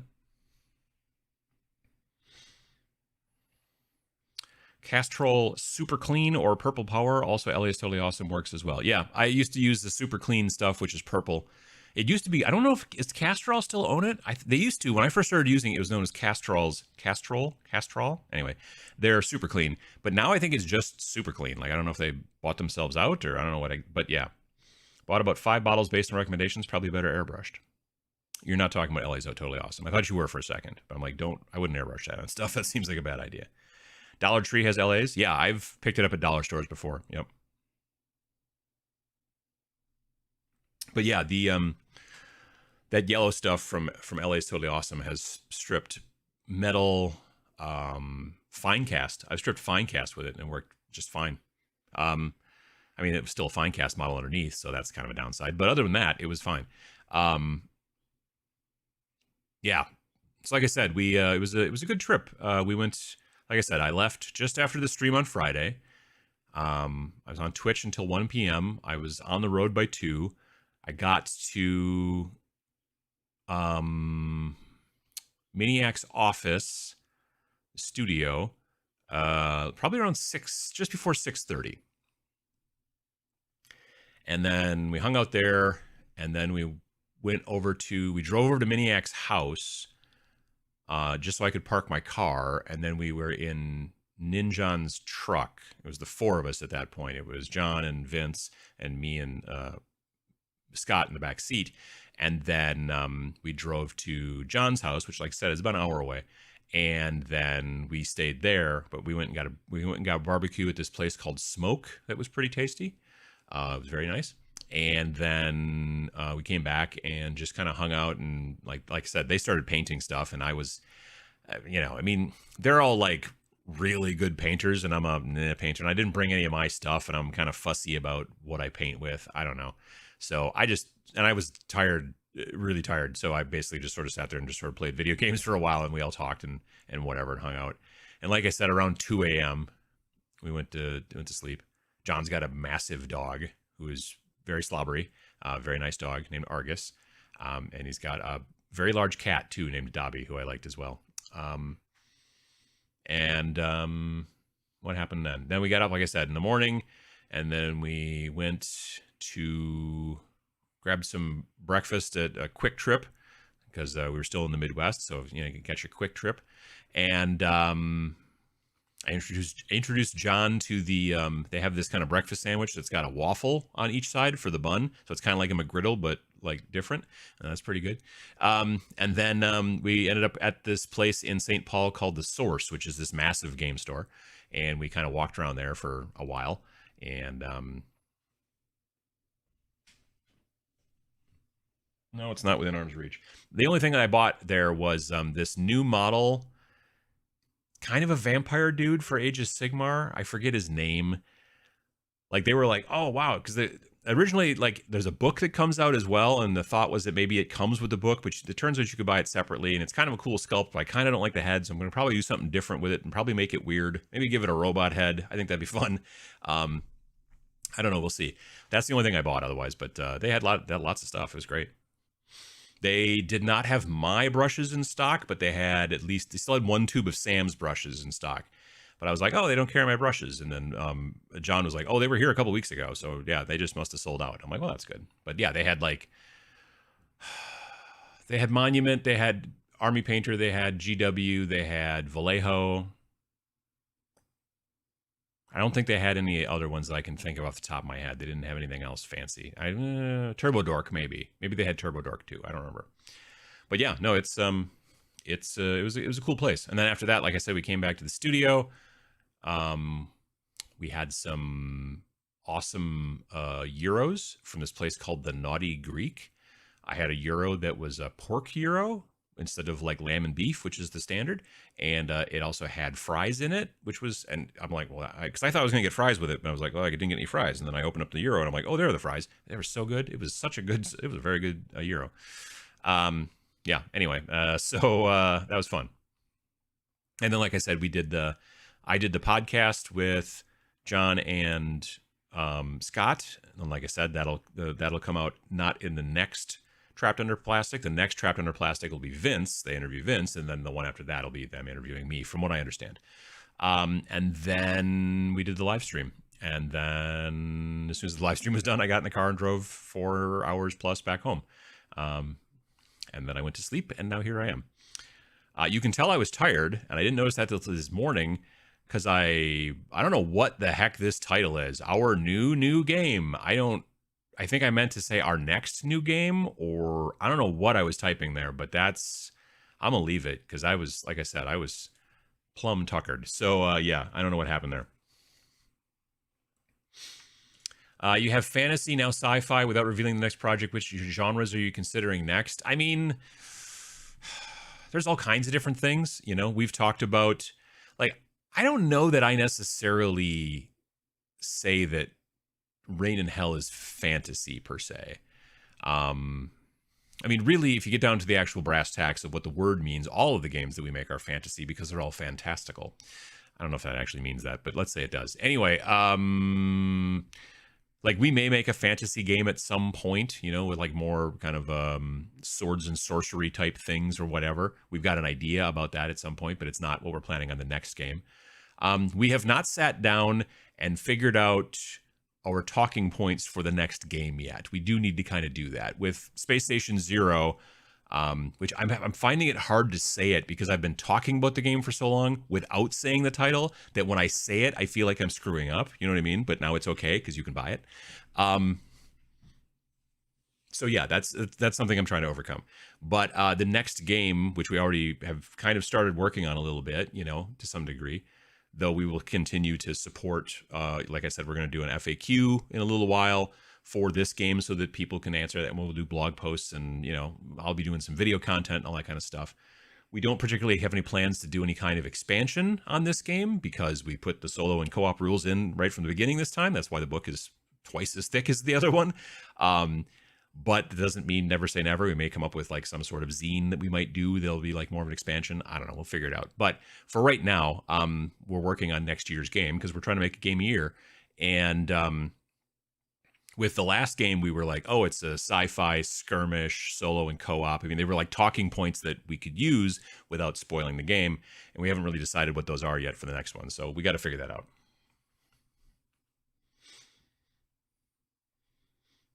Will you and Vince be on the next Trapped Under Plastic episode?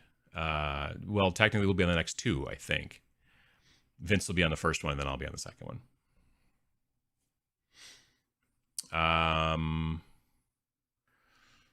Because Rain and Hell is still new, so this is new? Maybe. It could be that. Rain and Hell is like abstract horror. Yeah, to some degree, yeah. Picked up the PDF and the softcover bundle. Excited to use all my old Traveler minis again. Nice. My friend Peter, who I started Snarling Badger Games with back in the early 90s, is a big fan of Traveler. Always has been. I'm putting a Stargrave crew together. Bought some excellent models from Print Minis completely Oh, hang on. I'm going to finish reading that in a second, but there's a porn bot that I got to get rid of. There we go. Okay. Completely underestimated the size of a robot, even scaled to 28mm. It's way too big. I have robot sadness. I mean, big robots are fun. Don't get me wrong. But yeah, if it gets to the point where it's too big for the board, that is troublesome. Age of Vincemar. Ooh, there you go. I would love a swords and sorcery type game from you guys. Yeah. Would you stay and drink the homebrew, or would you explore the space station? Probably a little bit of both. Probably hang out for a while and then eventually get bored enough, like eventually like months maybe, and then finally like, all right, and then go out and see what happens, and then maybe it gets too dangerous and I'm like, we're going to go back. We're going to hang out back there. It's going to be better. Now, there are points in the game if you're playing, there are certain missions that are known as like points of, they're basically no return. So once you hit this particular challenge and finish it, you kind of can't go back anymore. So that's something to keep track of as well. It'll say in the actual information about the challenge, like what you can, when you can do that. How about a Wild West game? I don't know. I'm not super into that personally. The other thing too is that like we can get real squirrely. Sorry. Robot squirrel thing again. We can get real weird on stuff, but then this is the robot squirrel conundrum. When you make a game that's really weird, then you kind of need to make the models for it too, because if you make a game that's all about robot squirrels, well, then if you don't have robot squirrel models to sell, people are like, I can't just kit bash robot squirrels out of some Necromunda stuff, can I? No, you can't. So, nonetheless, and I know there are companies out there that are making cowboy stuff. I'm not as familiar with them as much, but I know there are some out there. So, but yeah, I don't know. Rain and Hell was 64 pages. Space Station Zero is about 128 pages. Will your next game be 256 pages? God, I hope not. No, we are definitely planning on making the next one not as chunky as this one. We've already had that conversation, so yeah.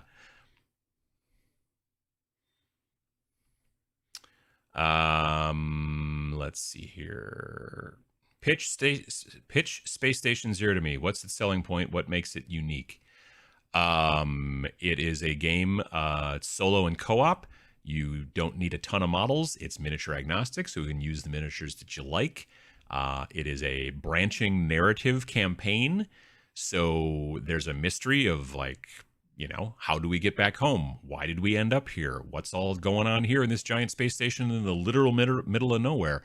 So there's replayability because it's not just a linear, like you do mission 1 and then mission 2, mission 3. It's got branching kind of stuff going on. There are 24 different scenarios, but you, in any given run, if you're able to make it to the end, because it's also challenging the closer and closer you get to the end, if you're able to make it to the end, you probably still only maybe used half of them. So you've got the ability to kind of go down that road as well. I think it's got an interesting combat system. It's not too deep, but it's still got some nice complexity, that kind of stuff. A game that follows the adventures of Nick and Diesel, possibly fighting robot squirrels. I mean, maybe. Maybe you could collaborate with the Blaster guys to publish a mini campaign for Space Station Zero. Maybe. That's possible. Age of Adam. I think that's a thing. Isn't that a thing? Maybe not a game, but it's definitely a movie, comic, something. Second, robot mutants start shooting at me in rooms full of poisonous gas. I peace out and get fat. Yeah, that's also probably, yeah, I'm on the same page. I mean, it depends on how good the replicator is. If it can make like decent passable tacos, then I'm like, what else do I really need, really? I mean, you're on a space station. Like, if there's a lot of garbage, like, there's a lot of like, I don't know if there's actually, to be perfectly honest, I have no idea if there's bathrooms on the space station, but I'm sure there are on the spaceships that you've landed. Like, there's a piece of artwork in the game that's like part of one of the bays, and you can see a lot of the ships have been kind of partially taken apart, probably by the crews and such. But I'm sure there's still stuff inside, certain systems inside that, like, and maybe toilets. Depending on the species, your toilets could be very different from some other species' toilets. So you got to keep that in mind. But really, no matter what happens, is eventually, I'm sure you can just jettison the stuff outside the space station. You're not going to hit anything. There's nothing around. So,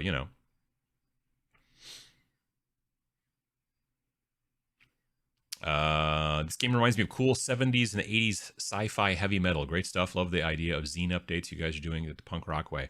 Yeah, we've been talking more about doing either zine updates, which would basically just be a PDF that you would download, and then you could print it out, and it would be, in a perfect world, I would love it if you print it out like and fold it in half and put a little staple in there, and that'd be great. That's the kind of the thing that I like, but it doesn't have to be. You could just print out each sheet, or just leave it on your iPad or your laptop or whatever. But there would not be a print-on-demand version of these, because they'll also be, and when we do them, if we do them, whatever, they'd also be a lot less. We've also kicked around the idea of maybe doing just like kind of fun, weird kind of one-off zines. Once, like, maybe, like, we're still doing like one game a year, but we might do like a really fun little 24-page little thing, maybe. Well, I don't know. We haven't decided yet, but we've been talking about it. So there's nothing stopping you from having a drink and homebrew and exploring the. I mean, sure, do it while drunk. I guess that's a thing. Probably not going to work out very well for you, but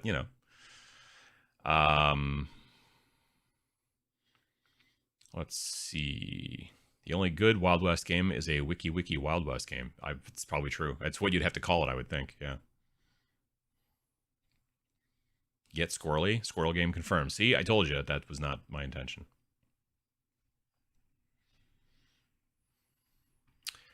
Given enough time, I could flood the market with robot squirrel sculpts. You could. You should. I don't know why you don't. You should. You know.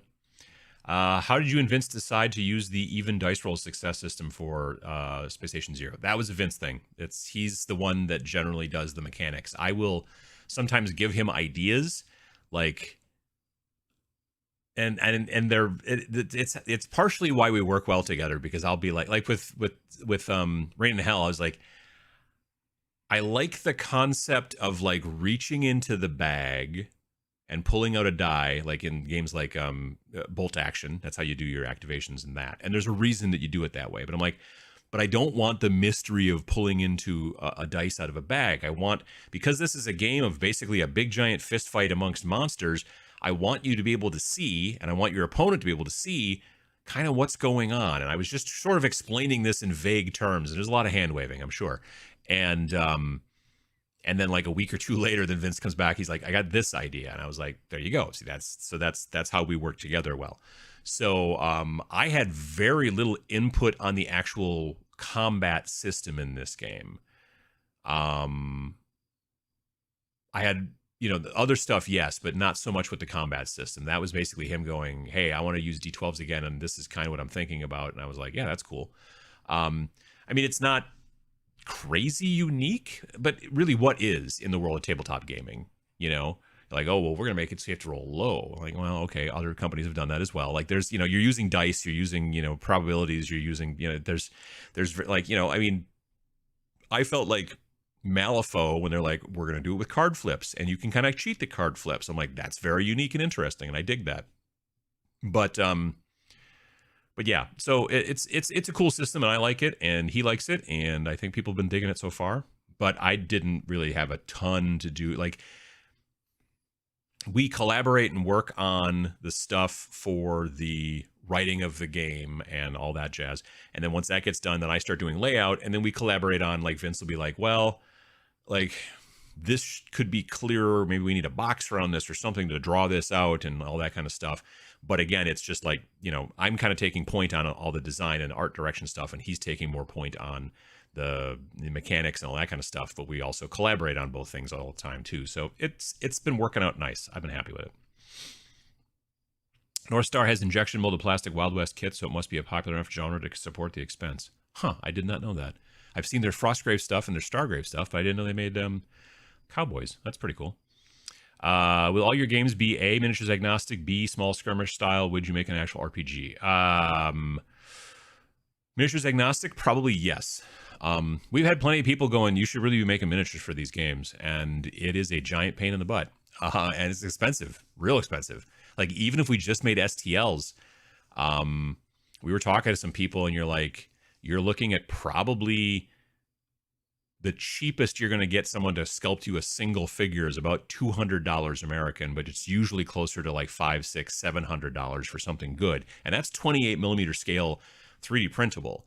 There are people out there who can do amazing sculpts, but you can't print them. You know what I mean? Like, you need to find somebody who's a sculptor who knows how to do stuff for resin printing on a 3D printer.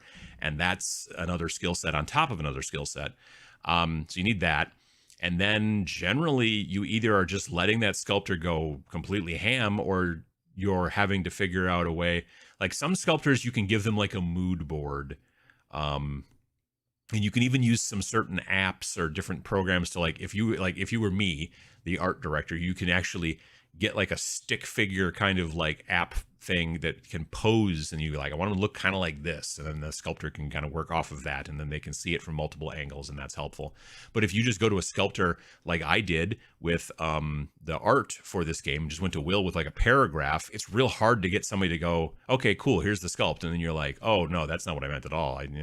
So then you usually need a concept artist, and concept art per model can cost $500 or more, so like, and if you wanted an entire line of models or multiple lines of models, like, it's not something we could get done every year. That's for darn sure. Now, that being said, would we maybe work with somebody to get some, like, maybe head swaps, or maybe special, like, just guns or bits, like weapons and stuff like that, or objective markers, maybe, potentially. But for the right now, there's just so many companies out there that make miniatures. I don't know why we would bother making more miniatures. There's so much. Like, literally just go into Google and type in sci-fi miniatures and then just start exploring. It's Yeah, but again, like I said, I already made a video about how to find miniatures for miniature agnostic games. I did a video about that probably, I don't know, 3-4 months ago. So check that out on the channel as well. What was the second question? I forget. Oh, are they always going to be skirmish, small group skirmish style? Probably. Like, I don't see us ever making an army game. Neither of us is interested in making a game where you have 40, 50, 60 models. We're always going to be making stuff. Now, the size of the board might change a bit. We've been kind of using the 22 by 30 because it's kind of convenient. There's lots of companies out there that are making 22 by 30 because of Kill Team and Warcry and all that kind of stuff. But, we may make a game that's 2 by 2. We may make one that's 3 by 3. Maybe if it has more vehicles, it needs to be like 3 by 3. We haven't really done anything like that yet, but there's ideas. But yeah, neither of us is interested particularly in making a like a big army game. Nothing rank and flank for sure. So I'm just not into that at all. Will we make an RPG? I doubt it. Let's kind of not, like, there's tons of people out there doing that too. Not that there's not tons of people who are making, miniatures games either, but still, it doesn't seem like something that we're like. Vince plays RPGs on the regular. I don't, and I haven't in a while. It's not to say that I couldn't obviously lay one out and do the art direction and have ideas and stuff like that. But I don't know. We're kind of focused right now on miniature stuff currently. So yeah.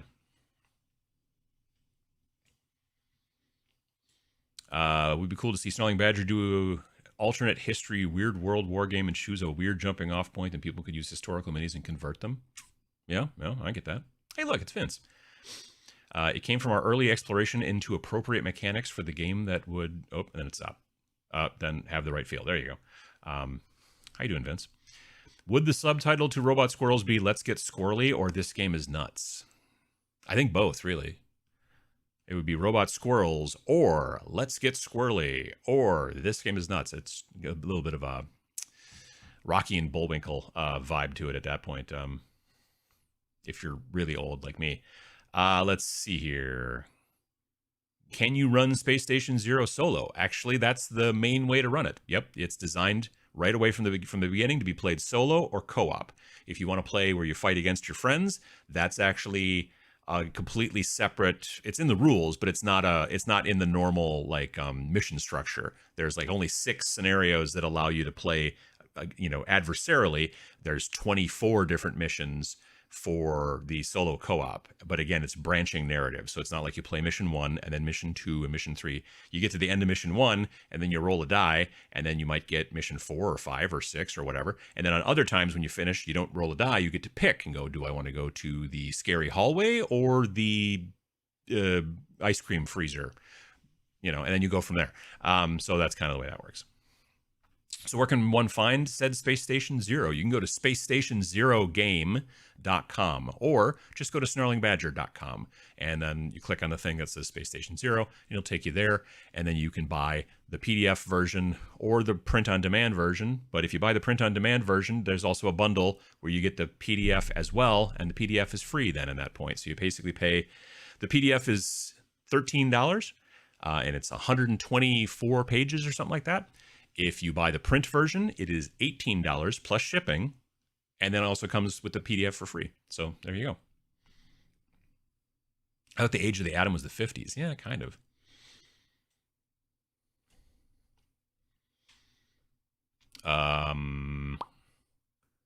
Okay. Speaking of Blaster, did you send Ash a copy? I'd like to see him play. I've actually got a bunch of, we've got some copies that we're sending to some people and all that kind of stuff, but that is kind of a later on today kind of mission. Like I said, launched it early Friday morning, like just after midnight, went to bed eventually, then live stream, then drove to Minneapolis, and then just got home last night at like 11:30, and then slept, and then now here. So yeah, but that is the plan, is to, like, last time we sent stuff out early, and this time we were like, we don't necessarily need to. It's not like, I think honestly, if I'm honest, I felt a little bit like, Games Workshop sometimes sends out things early to video producers and stuff like that, and then tells you can talk about it on this day when it goes live or whatever. we kind of did that last time, and I don't know if it was just because that's the way the GW's been training people to do it for so long. We thought we should do it. We're kind of the mind that we'll send out some copies to some of the people that we've kind of talked to about that in the past, and we'll do it not necessarily so they have it day one. Maybe they'll have it, they'll hopefully have it next week or whatever, that kind of thing. So we'll figure that out. But yeah, that is the plan. Ash from Gorilla Miniature Games is on our list. Can your campaign fail or get a bad ending? Yeah, you can all die. It's a tougher game. It's not necessarily just like, oh, we're gonna go through and then ta-da, it's just waltz through it. Like, it's gonna take a bit of work, and you can't really get new crew. Really, you can, you know what I mean. Like, it's not, yeah. Once someone croaks, they're dead. So there's that.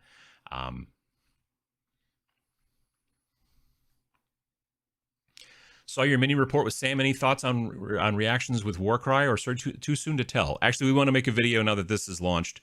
Sam and I have been talking about making another Warcry video. We're both on board. We're both happy with the changes. There's not that many changes. I mean, obviously they went through and did a ton of different, like, adjusting to the stats in the compendium. So there's a lot of that.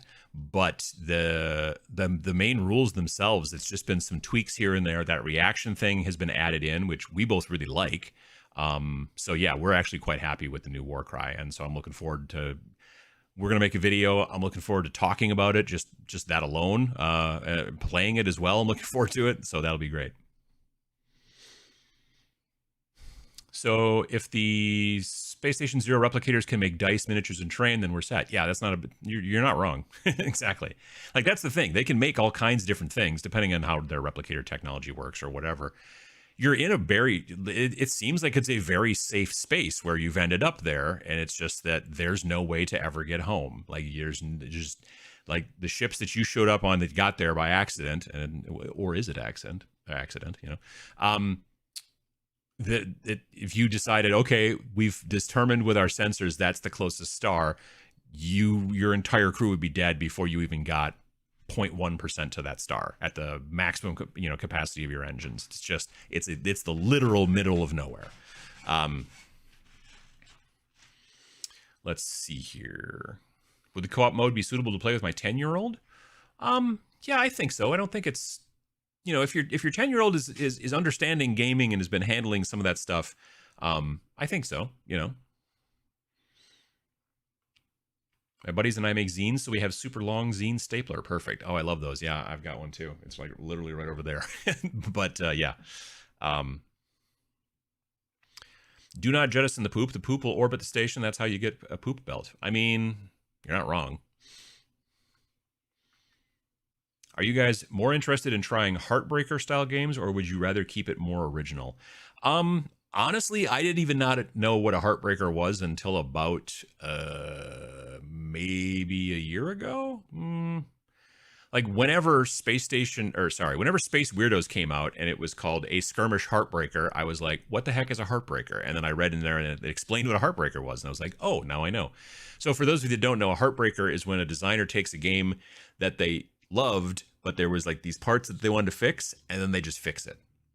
And so it's basically the same game as this other thing, or maybe they take some pieces from some games, and then they're like, okay, this piece and this piece, I'm going to put it all together and do my own thing with it, and then produce that. For the most part, you can't copyright mechanics, like game mechanics. Things you can copyright, if there's, like, let's say an example of, your character gaining XP. If there is a logarithmic, is that the word, or is it algorithmic? I don't know. Like, if you were like, you get new XP at 100 XP, and then 220 XP, and then 570 XP, and you are basically following along the exact same way that, say, like D&D does it, or somebody else, that technically can get you in trouble copyright wise. But if you're just like, you gain XP and then you get to go up levels, like Wizards of the Coast can't go, hey, that's the way our game works, because that's not a thing. If you go, oh, you rolled a D20 and you're trying to hit a certain number, they can't go, hey, that's not how game mechanics and copyright work. Why was I talking about that? Sorry. Oh, so a Heartbreaker, right? Yeah. So a Heartbreaker, can allow you to like take a game that you like but is not quite, it kind of broke your heart, right? That's why they call it that. And then you take it and you fix it and you tweak things but it's still kind of like that game, or maybe an amalgamation of a couple different games. And then that's, from what I understand, and you guys may know better than I, but that's what I understand to be a heartbreaker. Do we plan to take a game and fix it like that? Not particularly. I have a suspicion we're going to be a little bit more original, but that's not to say that things really like, well, this is kind of like that thing from that one game. And then sometimes it's like, yeah, we know we did it that way a little bit, but we tweak things. Or sometimes we're like, I've never played that game. I had no idea. There's only so many mechanics under the sun. You know what I mean? So there's that. Pulp Scene Cthulhu type skirmish would be cool. I know Frostgrave has a supplement that forwarded some ideas, but I don't think it ran with it. Huh. I haven't seen any Cthulhu stuff. That's kind of interesting. A couple of weeks ago, I got home for the first time in about 15 years to go through my parents' attic and dug through my old 90s game stuff. Looking forward to some vintage Battletech. Nice. Let's see here. Cthulhu skirmish with different factions for each of the great old ones and Elder Gods would be cool. I mean, there's Mythos. Oh, Mythos is good, but needs more old one factions. You're right. I mean, it would be cool if they had some other old one factions. There's mainly just the one, and then everyone else is kind of like not old ones factions. But yeah, Mythos is I still want to paint those minis. They're very cool. Game looks great. I ordered my hard copy in PDF yesterday. Well, thank you, Jay. I appreciate that. Has Vince ever run the Space Station Zero setting as an RPG? One thought about RPG expansion. Originally, the idea came from an RPG idea that he had like 10 years ago. So that's where it actually came from. I don't know that he's ever run it, but maybe he has.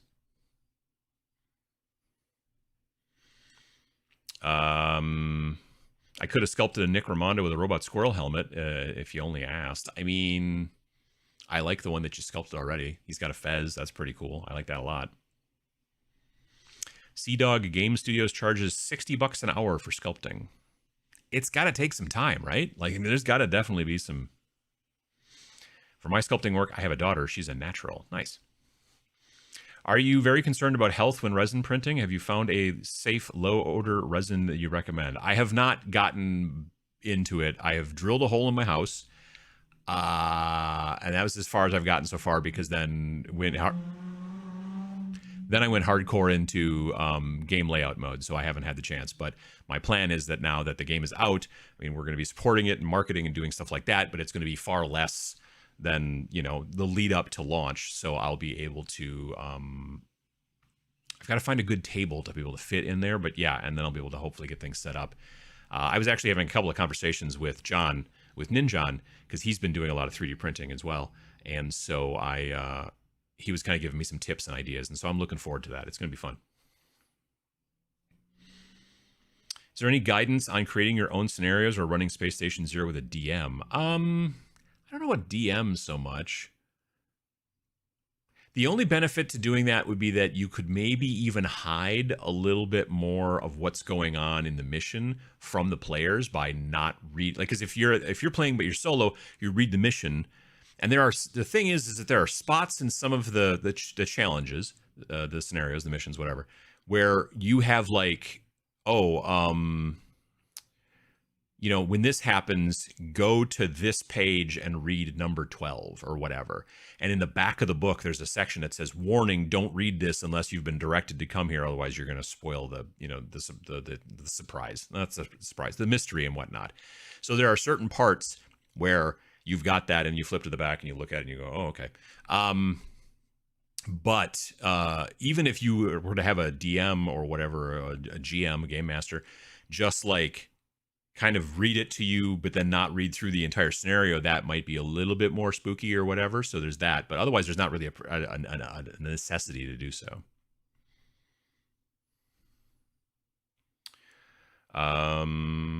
Let's see here.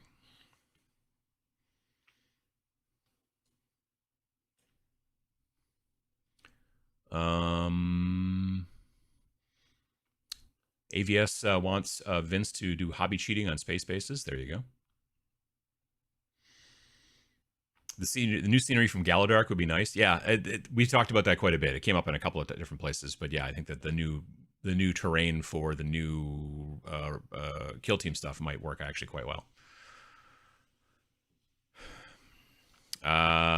Just bought Can't wait to get here. With Rain and Hell, I only bought the PDF because I just love the art, and this one so much I gotta have the print too. It's a very nice little book. It really is. Let's see here.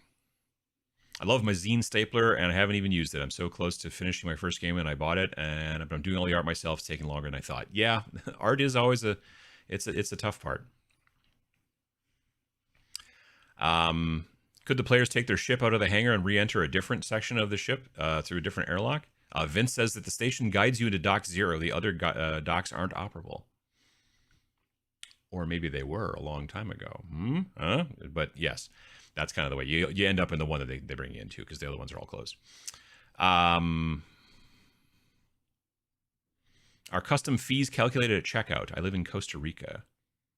Oh, like customs. I don't know, actually. That's a good question. I don't know if that's the case or not. I don't know about VAT particularly either. I don't know how that's handled, but I'm assuming, like, because we don't handle the actual fulfillment, you buy it through Wargame Vault. Well, you know, go to snarlingbadger.com first, and then click there, and then click on it and say, "Yep, this is what I want to buy," and it'll take you to right to the right spot on Wargame Vault, so you don't have to like search on Wargame Vault to find it and whatever. So, so you do that, and then depending on your like, you know, where you're getting it shipped to, they should give you that information and all that kind of stuff there, I would think, but I don't know specifically about Costa Rica.